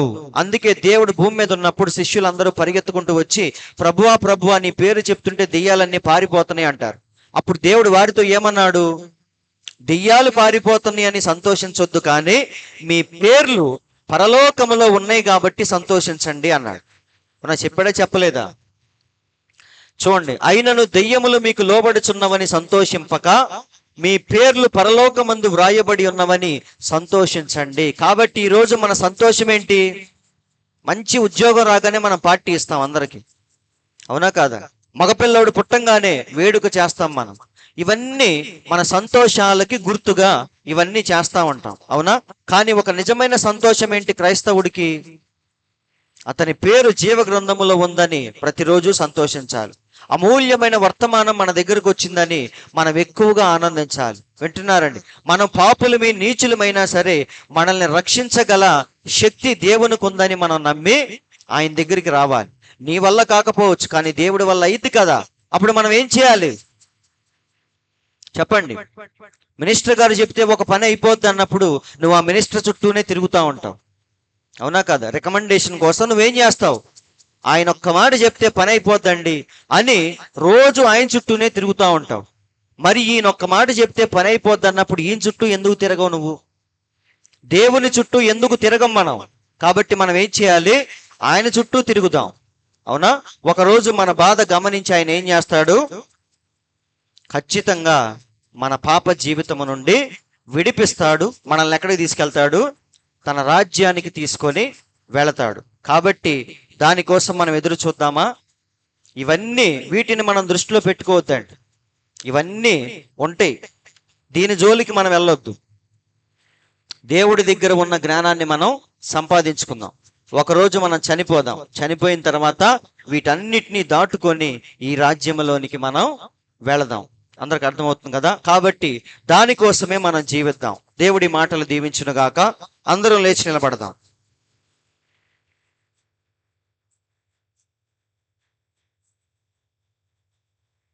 కొద్ది నిమిషాలు అందరూ లేచి నిలబడి మరి విన్న వాక్యాన్ని బట్టి దేవునికి కొద్ది నిమిషాలు మన స్తుతులు చెల్లిద్దాం. దేవుడు మరి నిజముగా అమూల్యమైన విషయాలు దేవుడు మనకు చెప్పి దేనికోసం మనం పరిగెత్తాలో, దేనికోసం మనం సిద్ధపడాలో తన వాక్యము ద్వారా దేవుడు మనకి వివరించినందుకు దేవునికి కొద్ది నిమిషాలు మన స్తుతులు చెల్లిద్దాం. పరిశుద్ధుడా పరిశుద్ధుడా జీవము కలిగిన దేవా, మీకు స్తోత్రములు తండ్రి.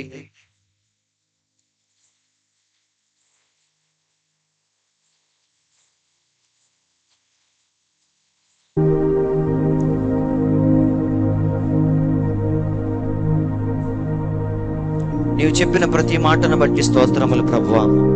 నిజమే తండ్రి, పైనున్న వాటిని వెతకండి అని చెప్పావు ప్రభువా. ఒకరోజు కిందనున్న పాతాళాన్ని తప్పించుకునే ఒకే ఒక్క మార్గము జీవ మార్గంలో నడుచుకోవటమే ప్రభువా. ఆ జీవ మార్గాన్ని ఈరోజు మా కళ్ళ ఎదుట వచ్చినందుకు స్తోత్రములు తండ్రి. ఎంత కష్టమైనా సరే ఆ యుద్ధాన్ని మేము చేసి గెలిచే కృపను మాకు దయచేయండి ప్రభువా. మా చేత యుద్ధము చేయించేవాడవు నీవే తండ్రి. నిజానికి చూస్తే గొలియాతును దావీదు చంపలేడు ప్రభువా, కానీ దావీదు చేత యుద్ధము చేయించింది నీవే తండ్రి. తిరిగి ఆ ఘనత గొప్పతనం దావీదుకే ఇచ్చావు ప్రభువా. అంత గొప్ప దేవుడవు. ఈరోజు మా మధ్య ఉన్నందుకు స్తోత్రములు ప్రభువా. మా బాధను ఆలకిస్తున్నందుకు స్తోత్రములు తండ్రి. ఆ రోజు ఆమె విస్తారముగా నిన్ను ప్రేమించి ఆమె జీవితాన్ని మార్చుకుంది ప్రభువా. సిలువలో దొంగ నిన్ను యాక్సెప్ట్ చేసి ఒప్పుకొని పరదైసుకు వెళ్ళిపోయాడు ప్రభువా. ఇవన్నీ మేము చూస్తూ ఉన్నప్పుడు మేము ఎలా జీవించాలో మాకు అర్థమవుతుంది తండ్రి. కాబట్టి ప్రభు, ఆ విధముగా మేము జీవించి ఒకరోజు ఎత్తబడే గుంపులో ఉండే కృపను మా అందరికీ మీరు దయచేయమని, ఈ వర్తమానం ఎంత శ్రేష్టమైనదో మేము తెలుసుకుంటూ ప్రభువా, దీని ద్వారా పరిపూర్ణమైన స్థితిలోనికి మార్చబడే కృపను మాకు దయచేయండి తండ్రి. వచ్చిన ప్రతి ఒక్కరిని మీరు దీవించండి ప్రభువా. ఇక్కడ ఒక మంచి వధువును సిద్ధపరుస్తున్నందుకు స్తోత్రములు తండ్రి. మేమెంత మాత్రము కూడా దిద్దుబాటును అసహించుకోకుండా నువ్వు మమ్మల్ని దిద్దుతూ ఉన్నప్పుడు, నువ్వు సరిచేస్తూ ఉన్నప్పుడు దాన్ని మేము భరించే కృపను దయచేయండి తండ్రి. అలా మేము ప్రతిరోజు ఈ వాక్యమనే అర్థములో చూసుకుంటూ మమ్మల్ని మేము మార్చుకునే కృపను మాకు దయచేయండి తండ్రి అని ప్రతి ఒక్కరూ ప్రార్థిస్తూ ఉండగా చిన్న ప్రార్థన చేసుకొని మనం ముగించుకుందాం. చివరి ప్రార్థన. మహాపరిశుద్ధుడా, మహోన్నతుడా, మీకు స్తోత్రములు తండ్రి. ప్రభువా, నీవు చెప్పిన ఏ మాట కూడా వ్యర్థముగా పోకుండా తండ్రి మా హృదయములో పడి అది నేరుగా మా జీవితాన్ని ప్రభువా కదిలిస్తూ, మా జీవితాన్ని ప్రభావితము చేస్తూ ఒకరోజు తండ్రి మొలకెత్తి 30 దంతులుగా 60 దంతులుగా 100 అంతులుగా ఫలించే కృపను మాకు దయచేయండి తండ్రి. మేమెన్నడూ కూడా ప్రభువా లోకస్తుల్లాగా ఆలోచించకుండా వాక్యమును బట్టి ఆలోచిస్తూ, వాక్యము ఏదైతే చెప్తుందో దానికి మా శిరము వచ్చి ప్రభువా మిమ్మల్ని మెప్పించగలిగే కృపను మాకు దయచేయమని ప్రార్థిస్తున్నాము ప్రభువా. మేమందరము అన్యోన్య సహవాసము గలవారమై ప్రభువా, నిజముగా ఆ రోజు నిన్ను చంపటానికి శాస్త్రులు, పరిసయ్యులు, సద్దూకయ్యులు అందరూ కలిసి ఏకముగా ఆలోచించారు తండ్రి. బయట నుండి శత్రువు వచ్చినప్పుడు అందరూ కలిసి ఏకముగా పోరాడారు ప్రభువా. అలాగే మేము కూడా తండ్రి దుష్టుని ఎదిరించడానికి మేమందరము చేయి పట్టుకొని పోరాడే కృపను మాకు దయచేయండి. రాలేని వారికి మరొక సమయాన్ని మీరు కల్పించండి ప్రభువా. వచ్చిన ప్రతి ఒక్కరిని దీవించి ఇప్పుడు తిరిగి మా గృహాలకి మేము వెళుతూ ఉండగా మీ ఆత్మను మాతో ఉంచండి తండ్రి. మరి ఈ కోడికల నిమిత్తం ఎవరెవరు ఎంతైతే కష్టపడ్డారో, ఎంతైతే డబ్బును ప్రభువా వారు ఖర్చు చేశారో అవన్నీ మీరు చూసి ఉన్నారు కాబట్టి తప్పకుండా వారికి ప్రతిఫలాన్ని మీరు దయచేయండి.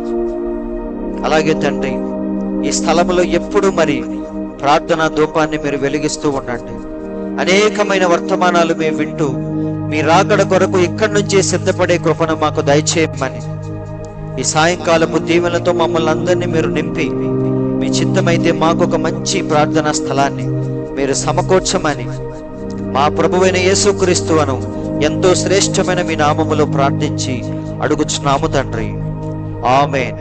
మన తండ్రి అయిన యేసుక్రీస్తు యొక్క దివ్యమైన కృపా సమాధానము కూడి ఉన్న మనందరికీ, ఈ లోకంలోని పరిశుద్ధులందరికీ సదాకాలము తోడై నడిపించునుగాక. ఆమేన్. దేవుడు మీ అందరిని దీవించునుగాక. Praise lord sister.